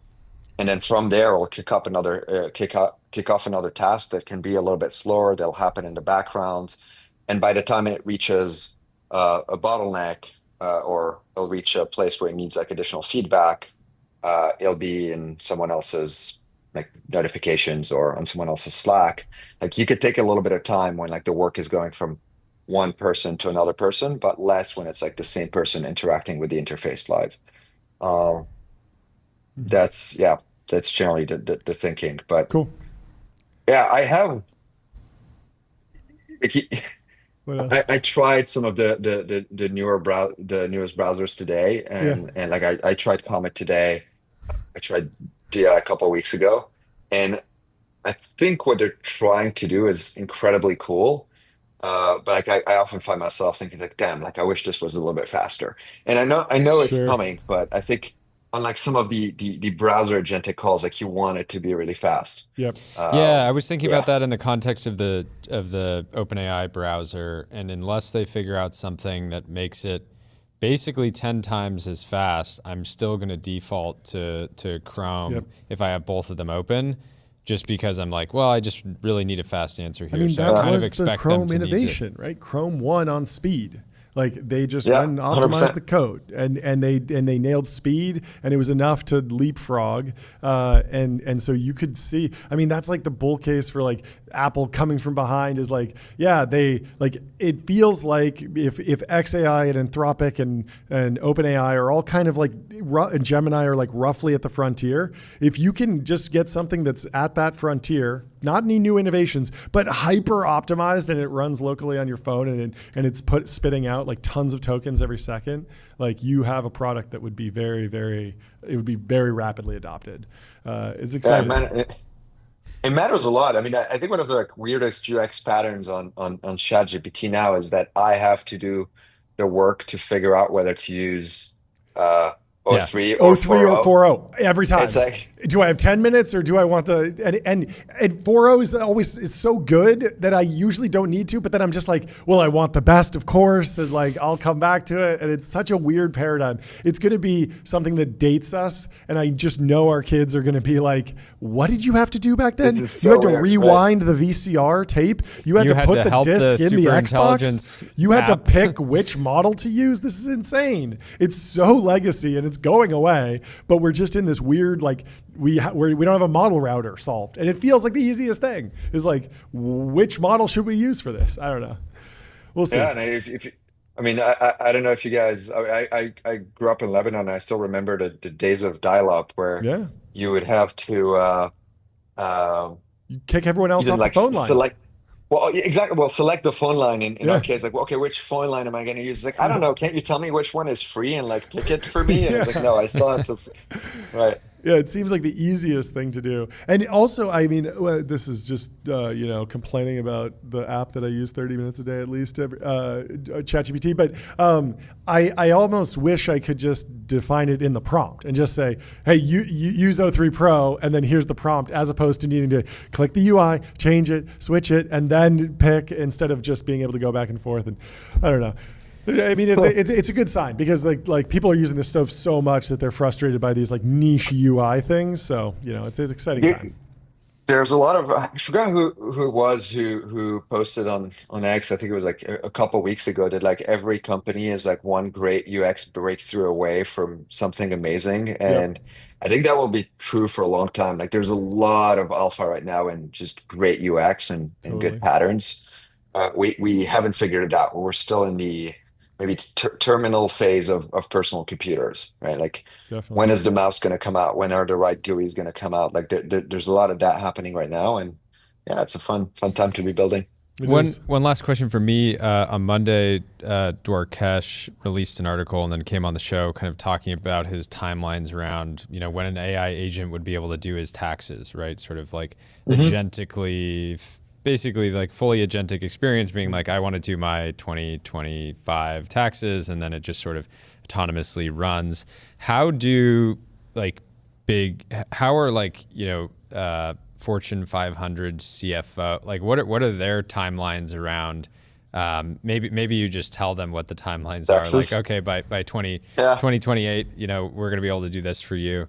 But how is the sort of finance arm of the C-suite kind of anticipating the rate of advancement? Obviously, like the agent today is a step towards that future, but you'll obviously need a variety of different agents or Well, I think in terms of capabilities of LLMs, we're there. We have the capabilities. Like the bottleneck on being able to do this today is like having the right context, right? It's like, well, some of that context is in my head, so the AI needs to know to like ask me the right questions efficiently so I can answer those. Right? Like even when I'm working with my accountant, like pick the best accountant in the world for your personal taxes. If you just tell them like file my taxes, they can't do anything. Maybe you tell them file my taxes and here's access to my email. They could do a little bit more, but they can't get it fully. So tell them like file my taxes. Here's access to my email.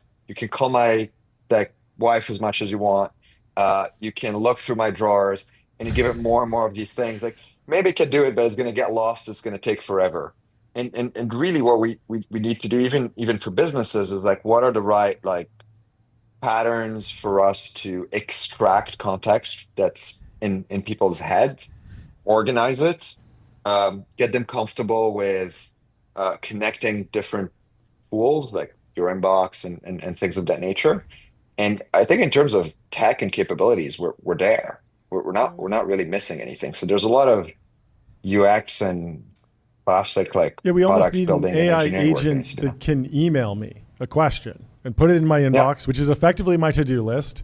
And that's what my accountant does when that taxes happen. They email me and say, well, that's why this you got to do agent's this. cool. You can take a picture of a product and ask it like, if I buy this, Yeah, it's in policy. Yeah. 100%. Yeah. Well, thank you so much for stopping by. Yeah, you have anything fun else, Jordy? This is conversation. great. We'll definitely see you soon, Kareem. This is great. Good Congrats to see you guys. to the whole Thank team. you. Talk soon. Talk to you soon. Bye. And that is the rest of our guests. We are through that. In other news, Periodic Labs, there's a scoop from Natasha Mascarenas, the startup being co-founded by Liam Fetus and Eric Dogus Kubuk, great names, is in talks to raise hundreds of millions of dollars in funding at above a $1 billion valuation. The 2-month-old startup is looking to apply AI to physical science, starting with discovering novel materials. Let's give it up to the 2-month-old unicorn. Go. We got to have these guys on the show. That is extremely fast. I also like this post from David Perel, where we're getting him back on the show ASAP. We had a lot of fun talking to him a couple months ago. He said, I'm touring apartments in New York, and just about every new build has the same soulless aesthetic. Flat walls, white paint, no cornices, no ornamentation, just a room in a box. Only one real estate agent said to me, if you want something with character, you're going to have to stick to pre-war buildings. Look, I'm all for some efficiency gains, but we've created a world where new things are soulless things. And that's how a society as modern as ours, and that's not how a society as modern as ours should function. Intuitively, you'd think that a wealthier society would build more beautiful things, but not ours. And I completely agree. Brutal truth. What's crazy is that this isn't, I mean, I don't know, these apartments look nice, but this continues all the way to $20 million houses that are still bland. And I think it's mostly because maybe time and all the difficulties with permitting, because if you even have the resources to build something from scratch, creating, okay, I want these ornaments and I want this and I want like something that's really expressive of my personality. Well, now if you want that, no one else wants that. So you have to build it, and you have to underwrite it, and you're going to be Make sure it's underwritten. to code. You make sure it's to code, and then get it built, and then the secondary market value is going to be less because not everyone wants Hearst Castle. Whereas if everyone builds the exact same thing, it's perfectly liquid market because every apartment is interchangeable with every other. Yeah, so that's a good point. It's kind of a function of just like modernity, but it's more a function of people not just risking it ever on building a disaster project, making their forever home. People learn the lesson of William Randolph Hearst too much. They should have just never learned that lesson. Just ripped it and just send it and just build something that no one else will want to buy and will take decades to build. That's always the best. Well, I have a good place to end it. Please. Rob Petrozzo says the original Hermes Birkin bag prototype just sold for $10 million at Sotheby's. There was a 2-minute standing ovation. He says bull market confirmed. And a gong hit. We love a bull market. The original prototype. Fascinating. That's wild. Makes sense. Very cool. It's incredible lore. Yeah. And I would be excited for a bull market in alternative assets such as Birkins. Be great. And you should be too. But that's a great show, folks. We will be back tomorrow. I cannot wait. We will talk to you tomorrow. Talk Have soon. a good day. Cheers. Bye.